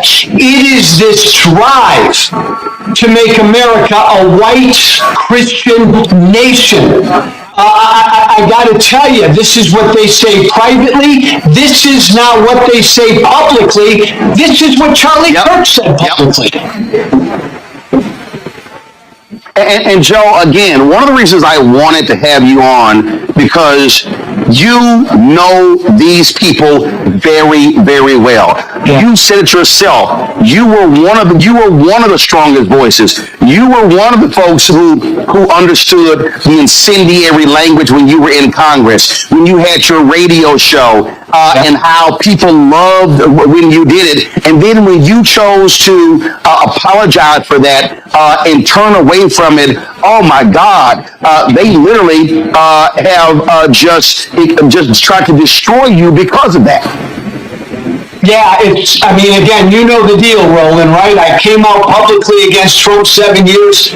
For 7 years, I put up with death threats on a regular basis. Nobody is welcome in that party unless you bow down to what this force is, this MAGA force. And again, look, there have been some people on the left who've celebrated Charlie Kirk's murder. Shame on them, be better people, but this is much worse, Roland, what my former friends are doing on the right, because they are turning this into a holy war.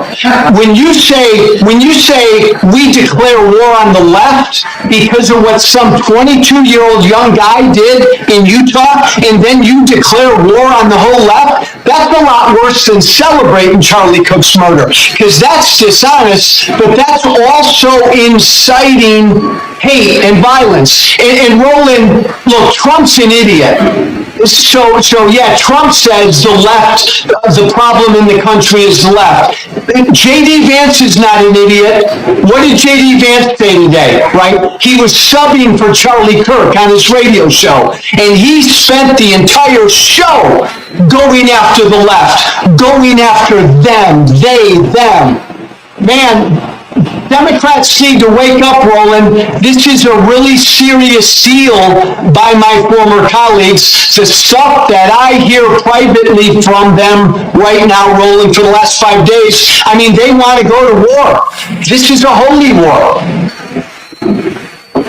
Oh, it absolutely is. And what really jumps out at me on this very thing here, Joe, and I've been saying this, I played the speech 2 weeks ago that mainstream media just ignored, of Missouri Senator Eric Schmidt, who gave a speech at NatCon, Peter Thiel's group, where he literally gave a white nationalist speech, where he said our ancestors fought for this country to be ours and no one else. He was talking about white people. He was basically saying, if you are Black, Latino, Asian American, or even Native American, America is not for you. And folks just ignored it. And so people need to understand, again, what they're saying, why they're saying it. And yes, there are many evangelicals, any very conservative white Christians who are pushing this as well. And you nailed it. They want a holy war. They want a race war. They want this to be a white country. It is clear as day. And Roland, really important point, Charlie Kirk at only 31, the impact he had because he was one of the most successful pushers of this white Christian nationalistic idea.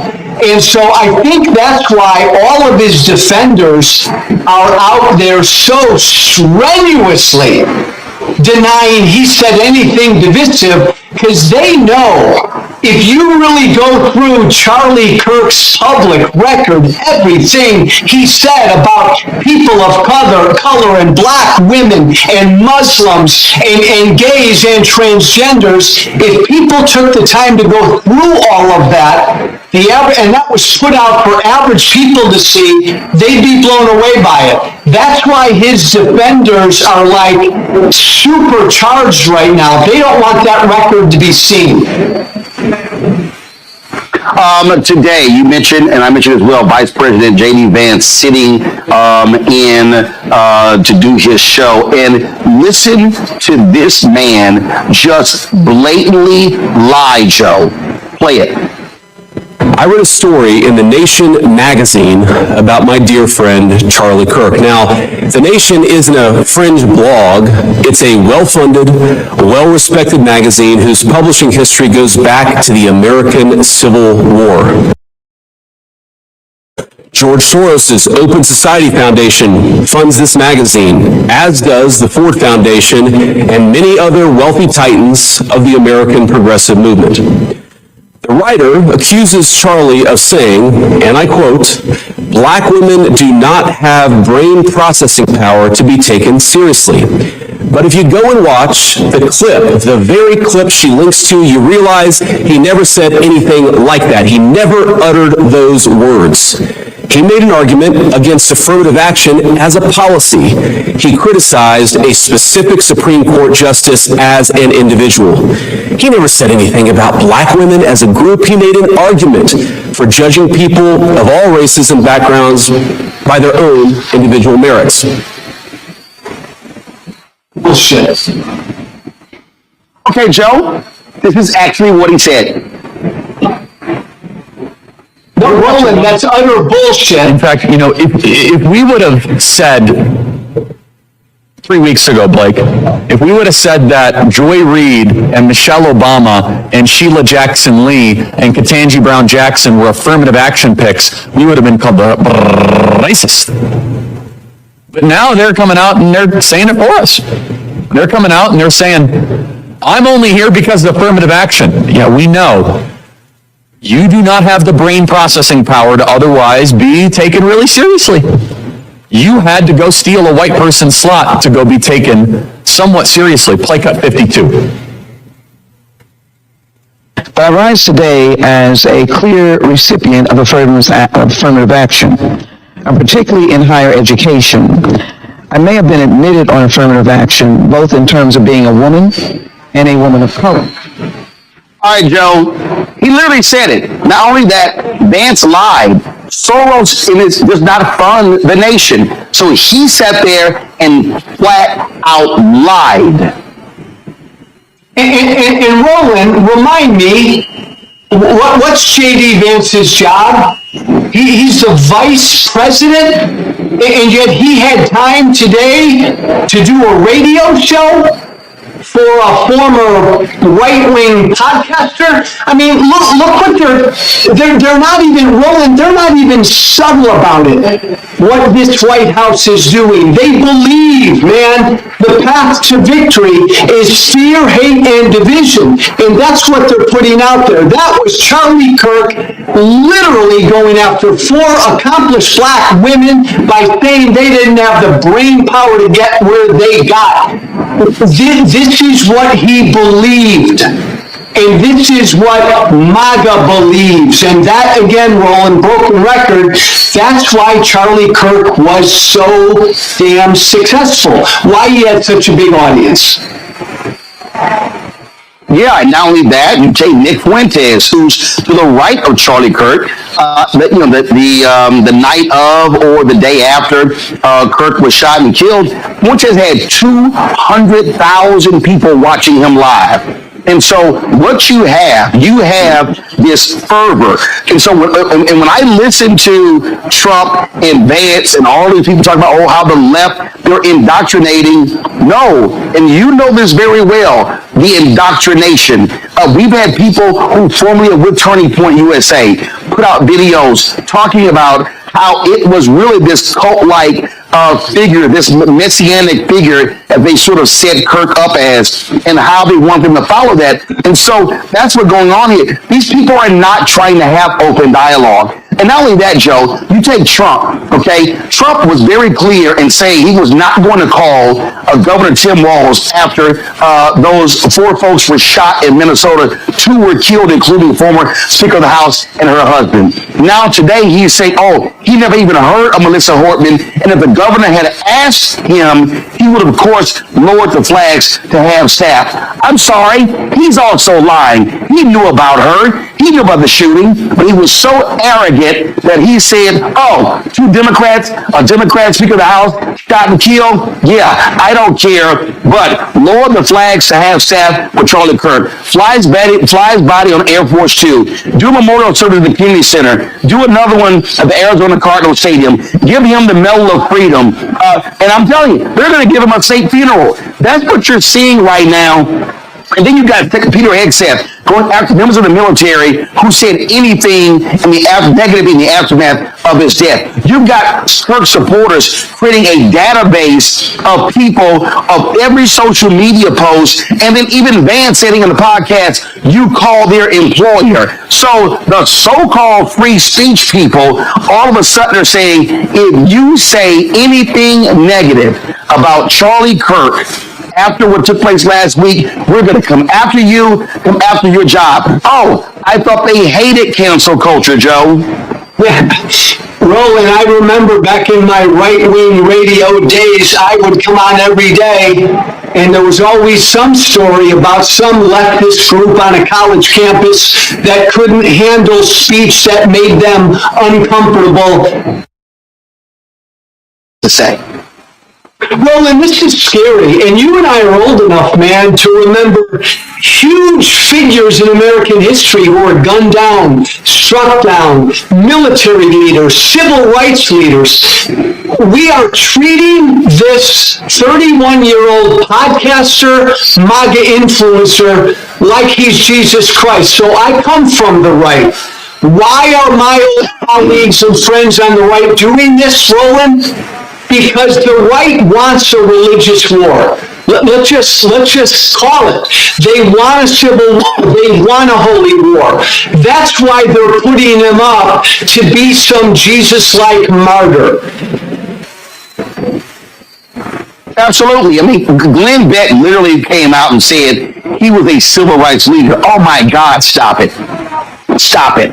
I've seen people say, I've seen a lot of these videos, I'm leaving my church because my pastor did not mention him. This was a Christian warrior. And let's just be clear. You said it, white Christian nationalists. It's slaveholder religion. We heard a lot of this stuff during slavery, during Jim Crow, things along those lines. And this whole idea about, it was about debate. It was about, exchange of ideas. I mean, come on, let's just stop it. And so we see what's going on here. We see the games that are being played. And then what gets me, Joe, is this whole deal of, oh my God, the left, how they indoctrinated him and the accused killer going to a university. The dude was at a university for one semester, Joe.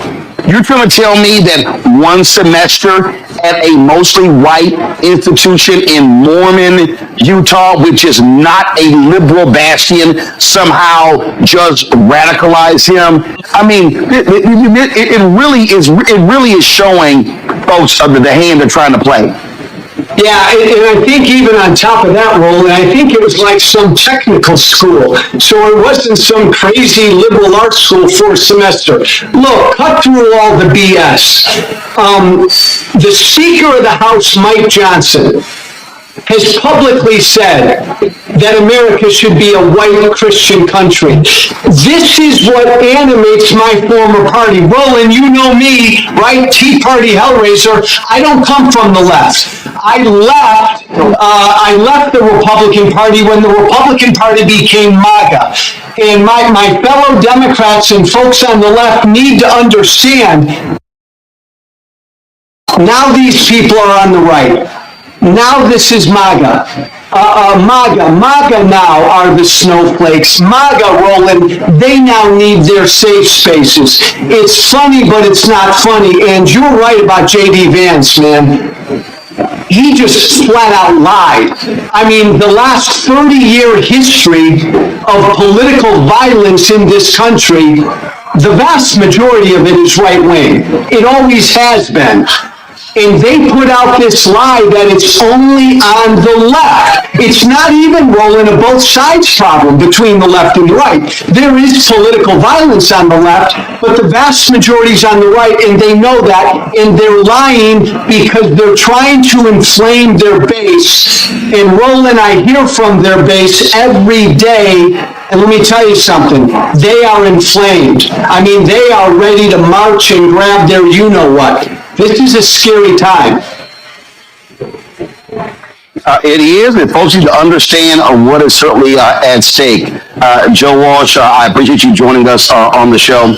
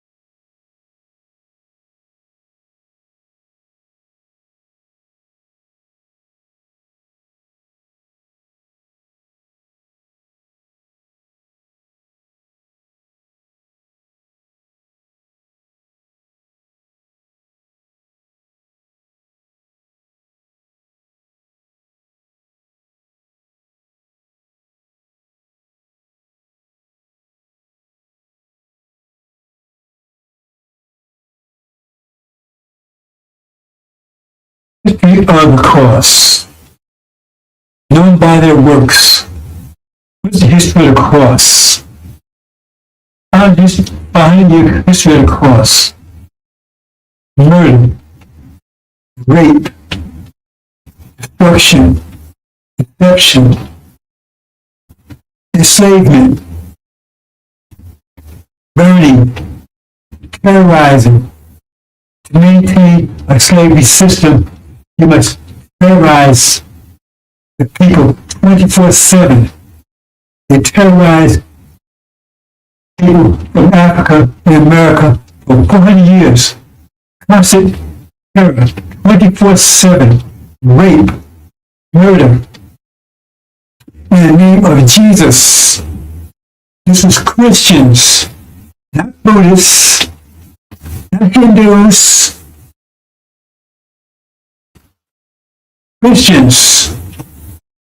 Christians, in the name of Jesus.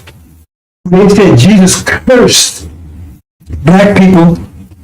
They call them Ham, cursed them to be slaves and persecuted forever. In the name of Jesus, raped our women incessantly, pissed in our mouths, made us eat shit. And they took and tried to clean up, I get, well, not clean up, but make it look more attractive, I guess, by calling it chitlins. It's after slavery, of course, after so-called slavery.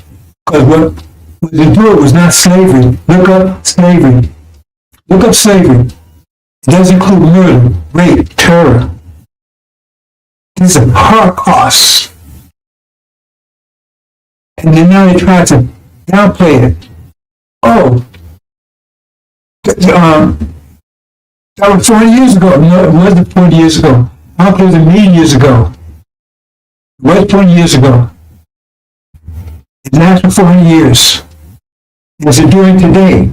They took everything away from the slaves. Everything. Their name, their culture, their families, their religion, their minds, everything. Fed their children to alligators as alligator bait. And then they talk about what's going on in Gaza when they did 1,000 times worse. What's going on in Gaza now is simply just a miniature version of what they did. What they did was far worse than what's going on in Gaza. Gaza's bad. It's genocide. What they did was far worse and much longer. That's a legacy of Christianity. Murder, rape, disease. They wiped out the native population. The genocide and disease. Smallpox blankets. Knowing there was full with disease. Herpes, syphilis. Gonorrhea from seabird animals. So-called common cold was not common. Didn't exist here on this side of the world until they brought it here. Murder, rape. When it was written out women, there was a cross hanging from their neck. And again, they taught that there was God's will. God's will. Enslavement of our people. And they continue on even today. That's the legacy of Christianity, the cross. So where's your rap sheet? Every time they arrest our people, your rap sheet. What's your rap sheet? How are you going to judge people murder when you're guilty of murder beyond imagination for hundreds of years? Hundreds of years. Yeah. He stole his land. He murdered his people. And you question the native people here. When the brave would go out hunting, you would come into the camps like cowards and kill the women and snatch the children's brains out on the hooves of your horses. This is the legacy of Christianity. That's the legacy of it. The question is, instead of Columbus coming here, Dracula came here, Beelzebub, Wolfman, Frankenstein, Satan, and they all came instead of Columbus. What could they have done that Columbus and those that followed him did? Satan is the God of this world. That's the God they serve. They have known by their works. What are the works of Christianity? What are the works of Christianity? What are the works of Christianity? Evil, deception, mischief, bloodshedding. It goes on today. What's going on in Gaza is just a reflection and microcosm of what was done here in America for hundreds of years. Raped our women incessantly. They would even rape while they was out in the fields picking cotton. They would jump off their horse and tell them to bend over and rape them. They told them to keep picking cotton while they was doing it. This kind of stuff they would do. Make one slave defecate in the slave and sit in the slave in the mouth of another slave, and then bind it up so they could spit it out for 7 days. That's a legacy of slavery. You did it all in the name of Jesus. There's a legacy of slavery. Legacy of slavery. 40 years plus. Legacy of Christianity. Legacy of the cross. That's the legacy. That's the true legacy. So whose works are those? Who are you serving? Who are you serving? Legacy of the cross. What's your rap sheet? America? Gog? What's your rap sheet? Magog? Britain? What's your nation? What's your rap sheet? Antichrist, false Israel. What's your rap sheet? Then they colonized Africa. They're stealing the ripping off everyone. It's the legacy of Christianity. It's been ruling for over 500 years. And now, the threat of nuclear war. They finish off everything. That's a legacy of Christianity in the name of your Jesus.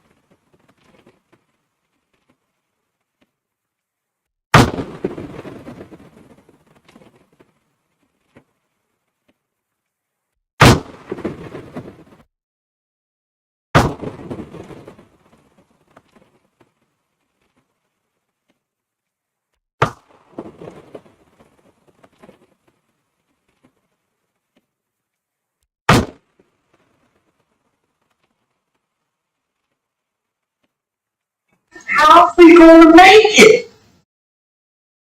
Sure, you ain't talking about us packing our bags and going westward or going out there in the land. Ain't no cities, no towns, no infrastructure out there. Sure, you ain't talking about that, are you? We ain't going back to Africa. No. Your land. Our sweat, our tears, our blood has earned us the right to the land. What God wants you to do is come out of their way. Come out of their pagan holiday. When you should be honoring Jesus, you are bunny rabbits. Inviting your children to pay eggs for some Easter. Come out of it. Get the Santa Claus of your house and a tree that is the way of the pagans. Come out of it. St. Valentine's Day. What the heck is that?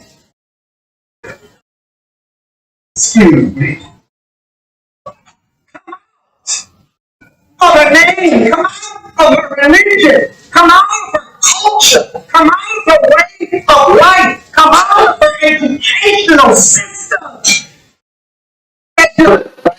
People. And they will put up all the shows of North. And they should. Jesus,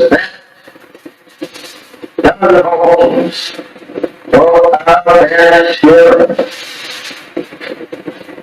They stood and said, it is a parent.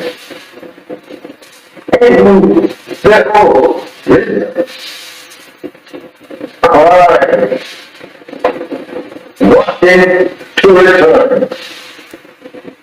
With their hands stretched out towards that ship. And tied in chains themselves bound together.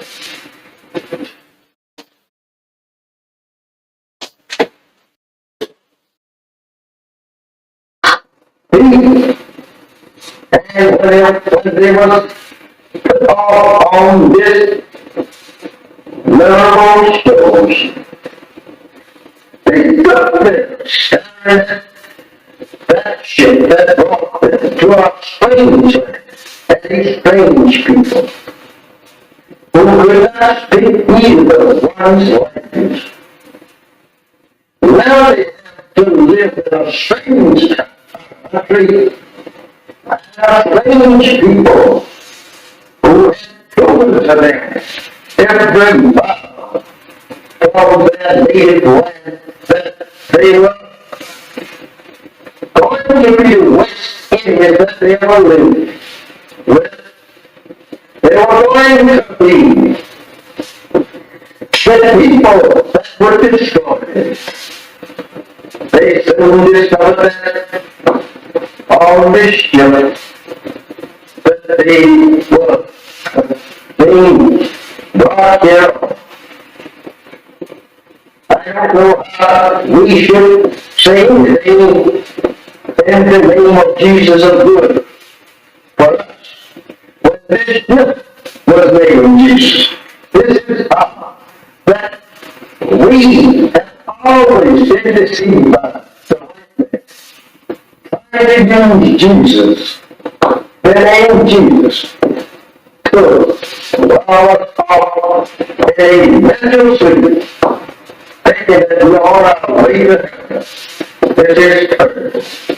My brother, this is very hard for the people to accept today.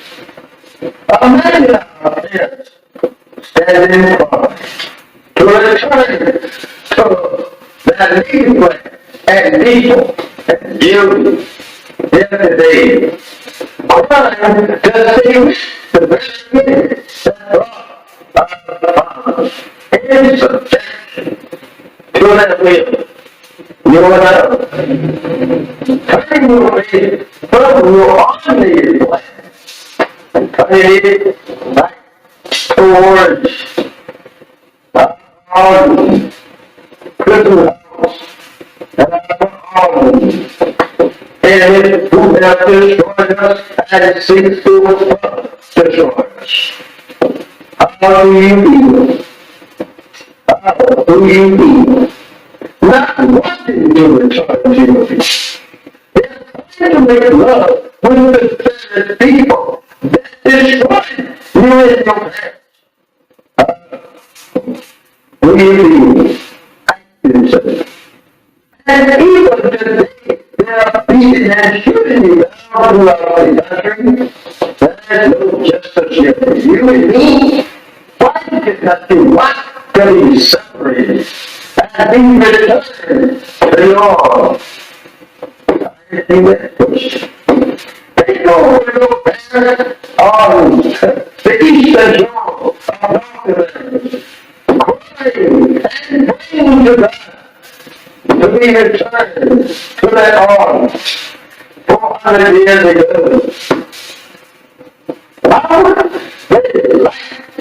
Or you like to see them rise up in the judgment condemned for being such fools as now. To live in the land that absolutely enslaved them and killed them and beat them for 300 long years here. They would condemn you as fools for not wanting to be separated and go to the bottom to the nation for your son. The white man said you opened. Remember that.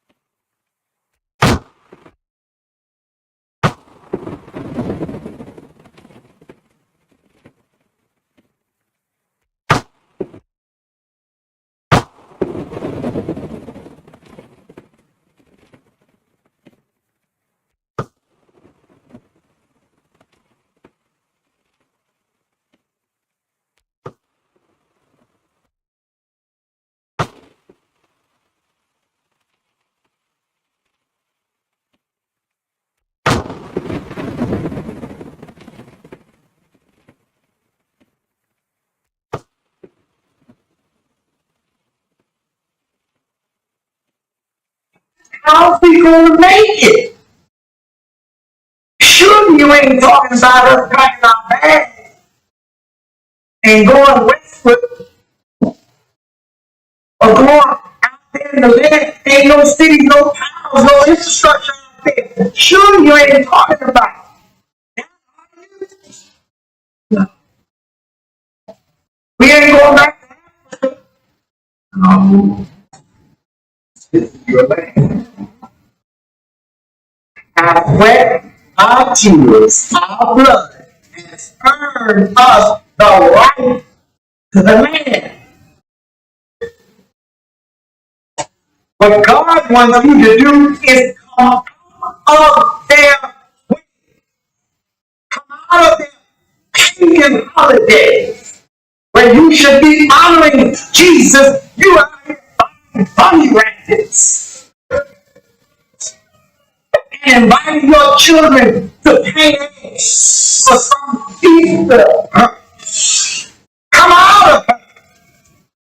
Get the Santa Claus of your house and a tree that is the way of the pagans. Come out of St. Valentine's Day. What is that? Excuse me. Come out of a name. Come out of a religion. Come out of a culture. Come out of a way of life. Come out of an educational system. People.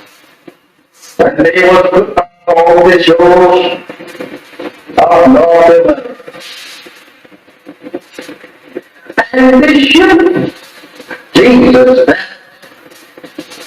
none homes. No out there spirit. They stood and said, it is a parent. And the old wisdom. Alright. Wanted to return. With the hands stretched out towards that ship, and tiding chains themselves bound together.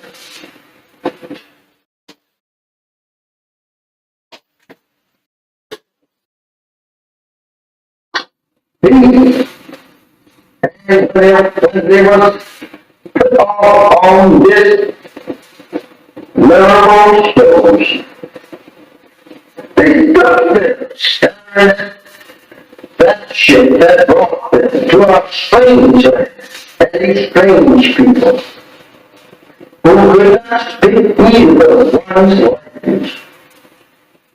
Now they have to live in a strange country and strange people who have proven to them every mile from their native land that they were going to be West Indians that they are living with. They were going to be the people that were destroyed. They soon discovered that all mischief that they were being brought here. I don't know how we should say anything in the name of Jesus of good for us. But this was named Jesus. This is that we have always been deceived by the name Jesus. The name Jesus to our thought in a mental state, thinking that we all have to leave it. This is earth. My brothers, this is very hard for us to people to say today. Imagine our parents standing in front to return to that native land and people and you here today. Crying to see the very minute that brought in subjection to that will. You know, turning away from your ordinary plan and turning it back towards our good and who have destroyed us and seeks to destroy us. How do you feel? How do you feel? Not wanting to return you. They're trying to make love with the desperate people that destroy you in your past. How do you feel? Active. And even today, there are beating and shooting you down throughout the country. There's no justice here for you and me. Why did not you want to be separated and be returned to your I think that question. Take over your parents on the eastern shore of North crying and praying to God to be returned to their arms 400 years ago.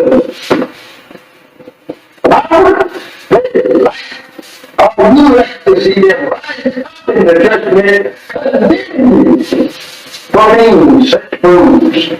And now, what to live in the land that absolutely enslaved them and killed them and beat them for 300 long years here. They would condemn you as fools. When I wanted to be separated, they go to your arm, teleportation for your son. So I said to you, remember that.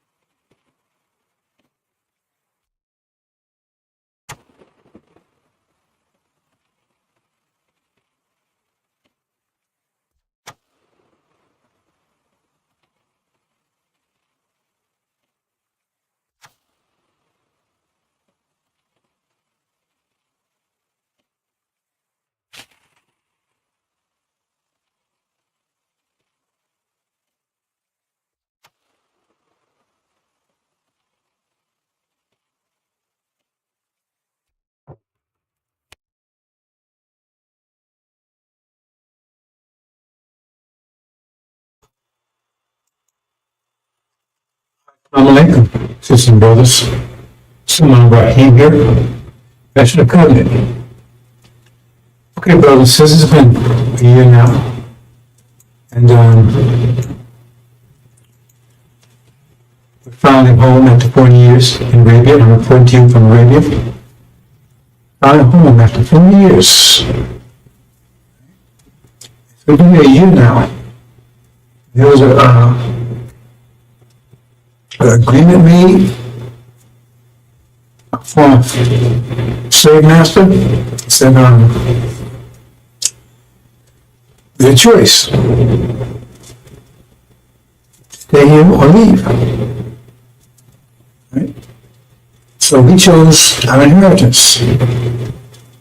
Arabia. So we left. And if the original people decided they wanted to give up the inheritance and traded for a place in America. Reconciliation with their former slave master. It's their choice. They chose, we don't want to go over to Arabia. We don't go over there sand and all that stuff. We want to stay in America. We've been here all our lives, been here 40 years, born here, right? And we can make peace with a slave master. Okay, so they decided to stay.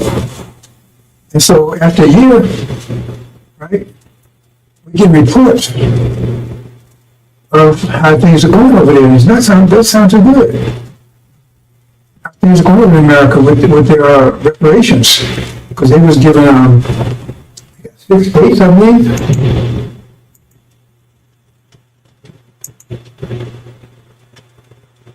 Yeah, see? Yeah. They got those 6 states right there. That's what Farrakhan told them. They was following this in Farrakhan. Farrakhan promised them, they stay there, 6 states, right, their own land, and they can make reconciliation with former slave master. They're not devils, they're human beings. They just had a rough, they were just, did some things wrong, but now, they're going to make amends and make reparations. So 6 states, and in addition to that, they gave everybody $1 million. Everybody paid $1 million. Thank you, Farrakhan. They're so happy. Thank you, Farrakhan. Thank you, Farrakhan. And you got 6 states. That's what you promised us. We got 6 states. Thank you. Thank you, Farrakhan. I mean, this was a year ago. 6 states. Thank you, Farrakhan. Right? Everybody got $1 million. Everybody $1 million. They're rejoicing. Oh, man, they're so happy. We made it. We got America, man. We got reconciliation for a master. We got 6 states. Everybody got $1 million. We're all rich. That was a year ago. We left. We in Arabia. They still back in America. And now we're getting reports a year later. This was the way it was a year ago, man. They were so happy. They were so happy. And now we get reports, so what's going on right now? Let's see. Oops, he says a power failure. Great power failure in those 6 states. Power failure. And it's just those 6 states. So, and now they were big and massive. They came massive and turned to power. Why can't they do it? Oh, Farrakhan didn't train anybody. He was telling about 6 states and never prepared you for them. So nobody knows how to do it. How to turn the power grid back on. So these big men, massive, can you come and turn this thing back on for us? I mean, you would think that if he told them 6 days of promising that he would have prepared them for, right, in schools and education or whatever they needed. But I guess they didn't, because they said, oh, wait, now he's begging the former master to come and turn the power back on. Then what? This is all that's happening now. I mean, I'm getting these imports in now. A year later. It's like, they're coming in every hour. Power grid failure, right? It's a crop failure. All of a sudden, there's no, they looked at the farmers, when they done, farmers said, oh. So then, master, what's happening here? How come no? Crap. It turned out that the rain they gave wasn't that fertile. A year later, how's it going? Crop failure. And now so what's going to happen here? Right? And then, I mean, all these things, every hour that's coming in, right? And then they look, and they had, a year ago, they had plenty of food on the shelves, right? Now, they look there now, and all the food's gone. They're gone. And she said, what am I going to do here? Food's gone. The house is empty. So I said, Master, we need some food. How come you can't produce your own food? I mean, you want your own country, you got your own states, that's your country, then you run it. What are you calling us for? So they're praying. And then, oops, no fuel. But there's no fuel there. Well, you got to buy your fuel. You got to produce your own fuel. What you calling us for? You got your own 6 states now. What you calling us for? Go and get some fuel. You got money.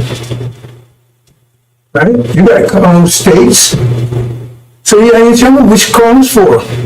You said you wanted your own, so now you got it.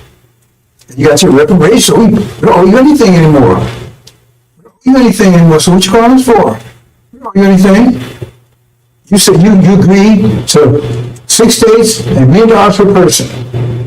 You took that instead of the inheritance, what you call Abrahamic covenant, Arabia. Your brothers and sisters, they left, they took that was all for them, they took it. And you said, no, I want this instead. So now you got it. So what you calling us for? Oh, no communications. Oh, man. No communications, right?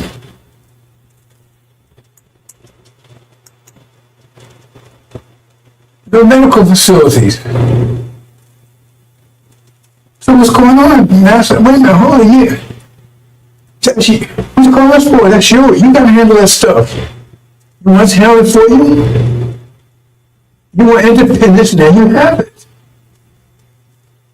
I mean, wow, this stuff's coming every hour, man. Instead of like a year, they were celebrating. And now they're crying, begging the master, we've got all these problems here.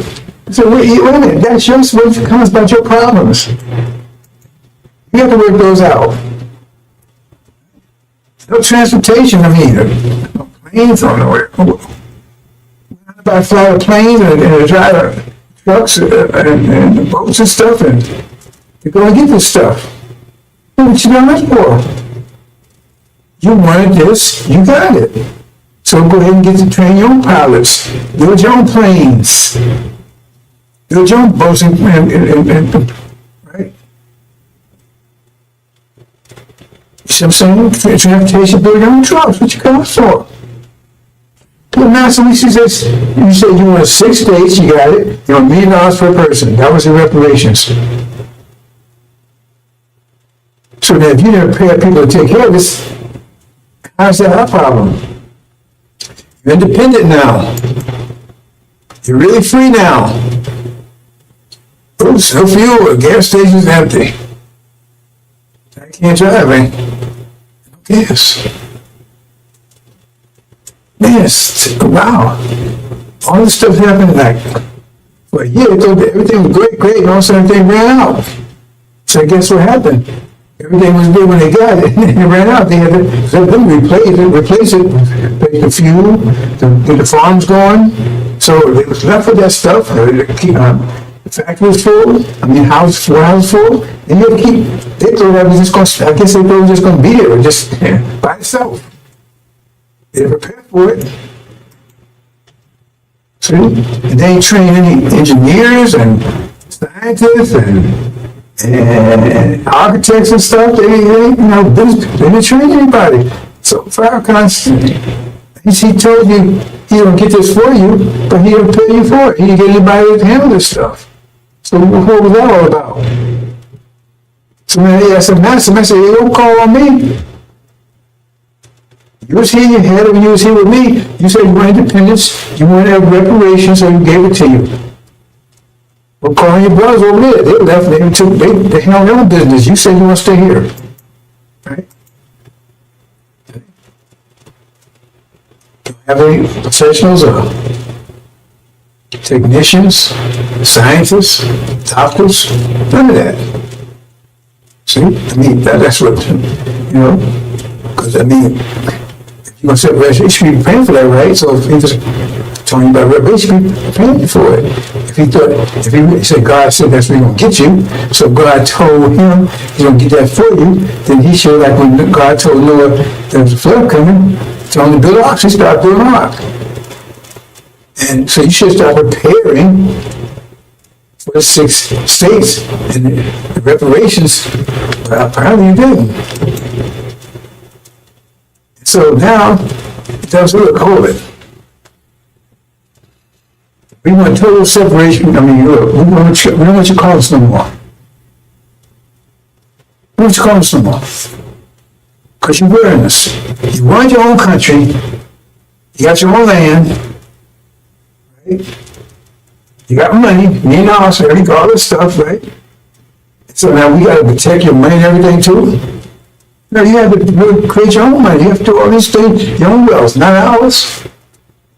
Right? So we're going to cut you off from that too. That's all economics. So they're going to tell all the people, all the white folks, right? Because all the black folks, all the black folks is either in Arabia or in those 6 states. That's the solution. It'd be one way or the other. There could be no integration, that kind of stuff. That's the deal. You said one or the other.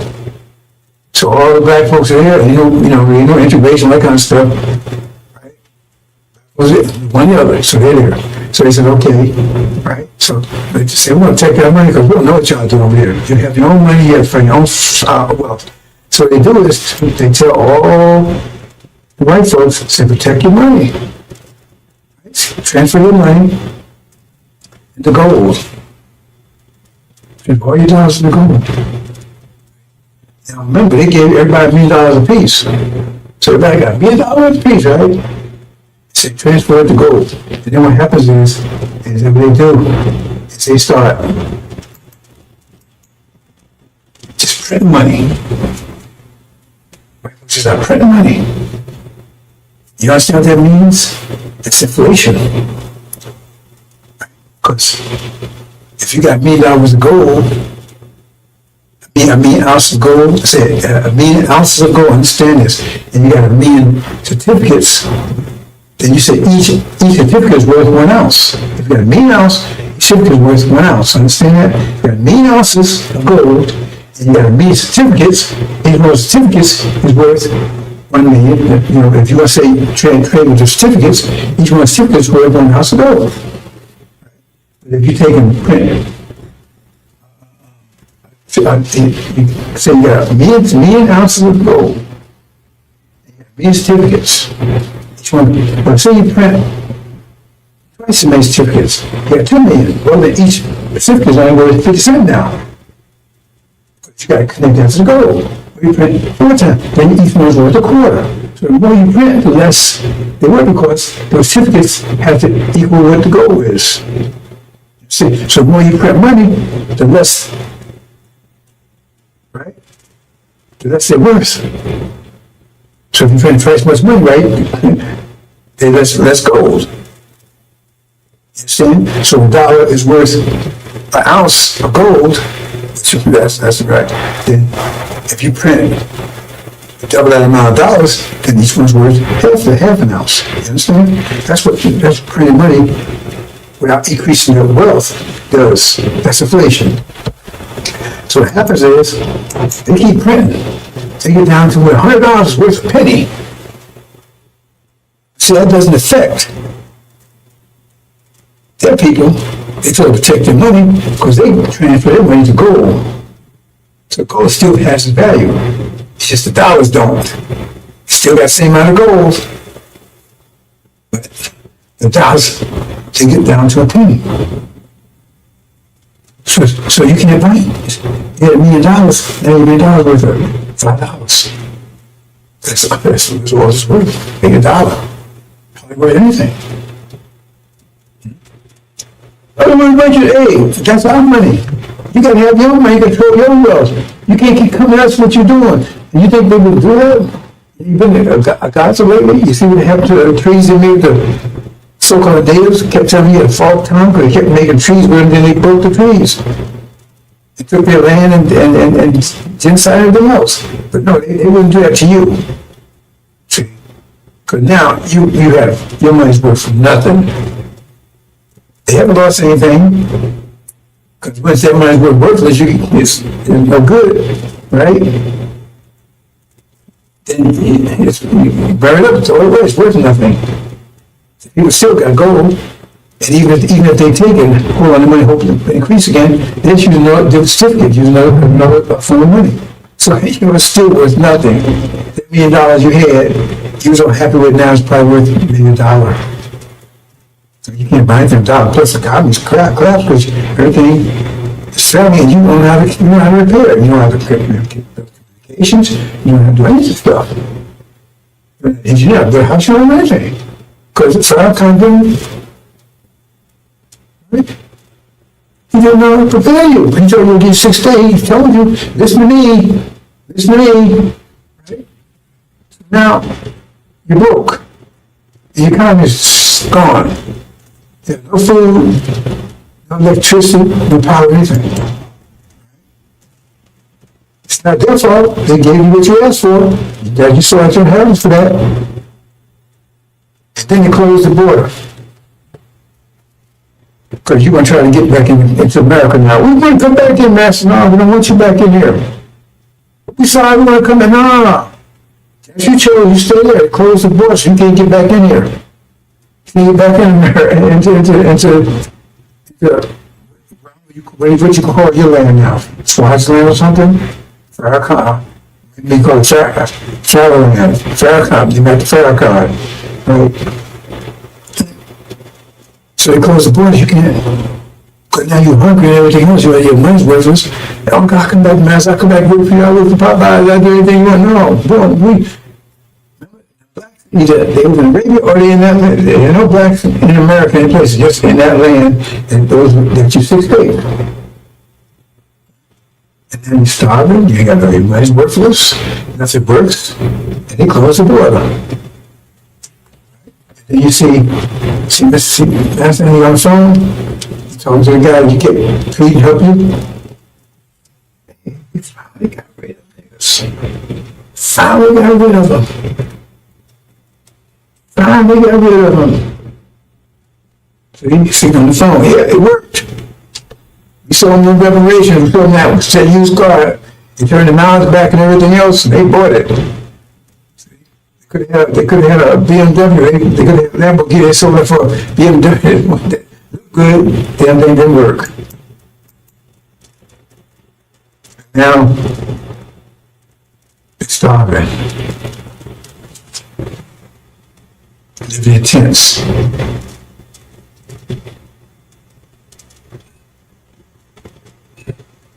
Praying.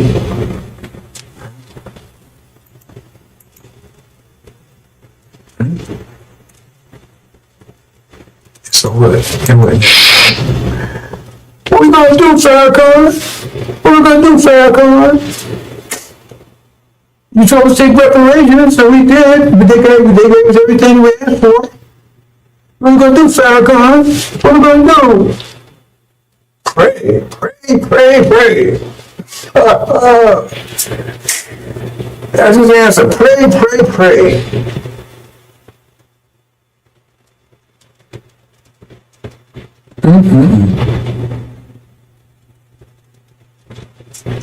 That's your reparations. Like Elijah Muhammad said, get a big picture. Leaving, the black staying on the shore, the ones stay behind, the devil's whooping their ass. But they all thought you think they would give you some land to take care of you? And they won't do that. They go bankrupt, give everybody $1 million, you know what it is? 17 million, that was 17 million times, 17 million times a million is like $17 trillion, I think, something like that. And they don't do anything for you. They want to get rid of you. So now they have to see it. Because they close the border, what you going to do? When you want to fight, they come out, they close the border. They got the military around there. They finally got rid of you. No more black problem, no more Negro problem anymore. Who's out of here? And those groups that's here, they're gone. And our hands are clean. And gave what they wanted. Or anything. God honors contracts. I mean, on the contract with Jacob. He sold his birthright for a bowl of soup to Jacob. It was Esau's inheritance. And God honored it. Okay, Jacob, it's yours. You're the one. And that's the deal. Because he ain't your friend. Pharaoh ain't your friend. Pray, pray, pray. That's the answer. It's all man you was promised, you never rejected it. So now you got what you're here for. So they gave you reparations today or tomorrow. How would that scenario not play out like that? But it's okay, you got it. Tell me how that scenario wouldn't play out like that. And tell me why they wouldn't do it. They love you so much, they can say, okay, we're going to take care of them. And I said, go out there and take care of you when he was right here. He's working at Popeyes. And then they get up on Section 8, all stuff right here. Because you know they're trying to get rid of stuff right now. Trump's trying to get all that stuff right now. Because they're closing on you don't realize it. Anyway, that's just, that's what's happening in America. Of course, coming there. It's a disaster over there. You know, I just got a call. Well, really? You serious? Our ambassador just got a call from I don't know what they call it, Conland or something. I forgot what it's something called right there. That 16. They begged us to come and help. Can they come over here? Can we come and get them? Really? Can we come and get them? Bring them? Oh no! Now he went and asked Master Fard Muhammad, right? He said, no, hell no. We ain't going to get them. I agree with that. Yeah, the bastard said he's called him and he passed the word to Master Fard Muhammad. Master Muhammad said, send him back. Listen, no, we can't come and get you. You chose, you made your choice, live with it. Or die, whatever the situation is. Wow. I can't believe it. They actually sent a message over. Well, they did, I have a communication, but somehow they got the information over to him. Said, would we please come and get him? Nope. No, tell them no. And don't waste time communicating us anymore. You got your land, you got your reputation, you got your money, you got Farrakhan, you're here. Yeah, tell them, talk to them, let them straighten out for you. You want to sell your idea, you just sell them. So you want an idea of reparations, we told you. Right? Suleiman Bay, he was a messenger to you, telling you, look man, let's go home. You said no, you chose not to.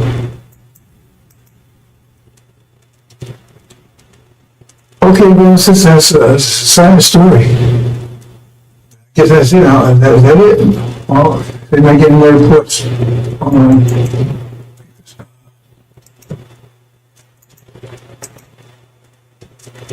Okay, he says that was Matthew Muhammad's final decision, and I think we closed communications off from there. So that's it, brothers and sisters. We got those bags that came in.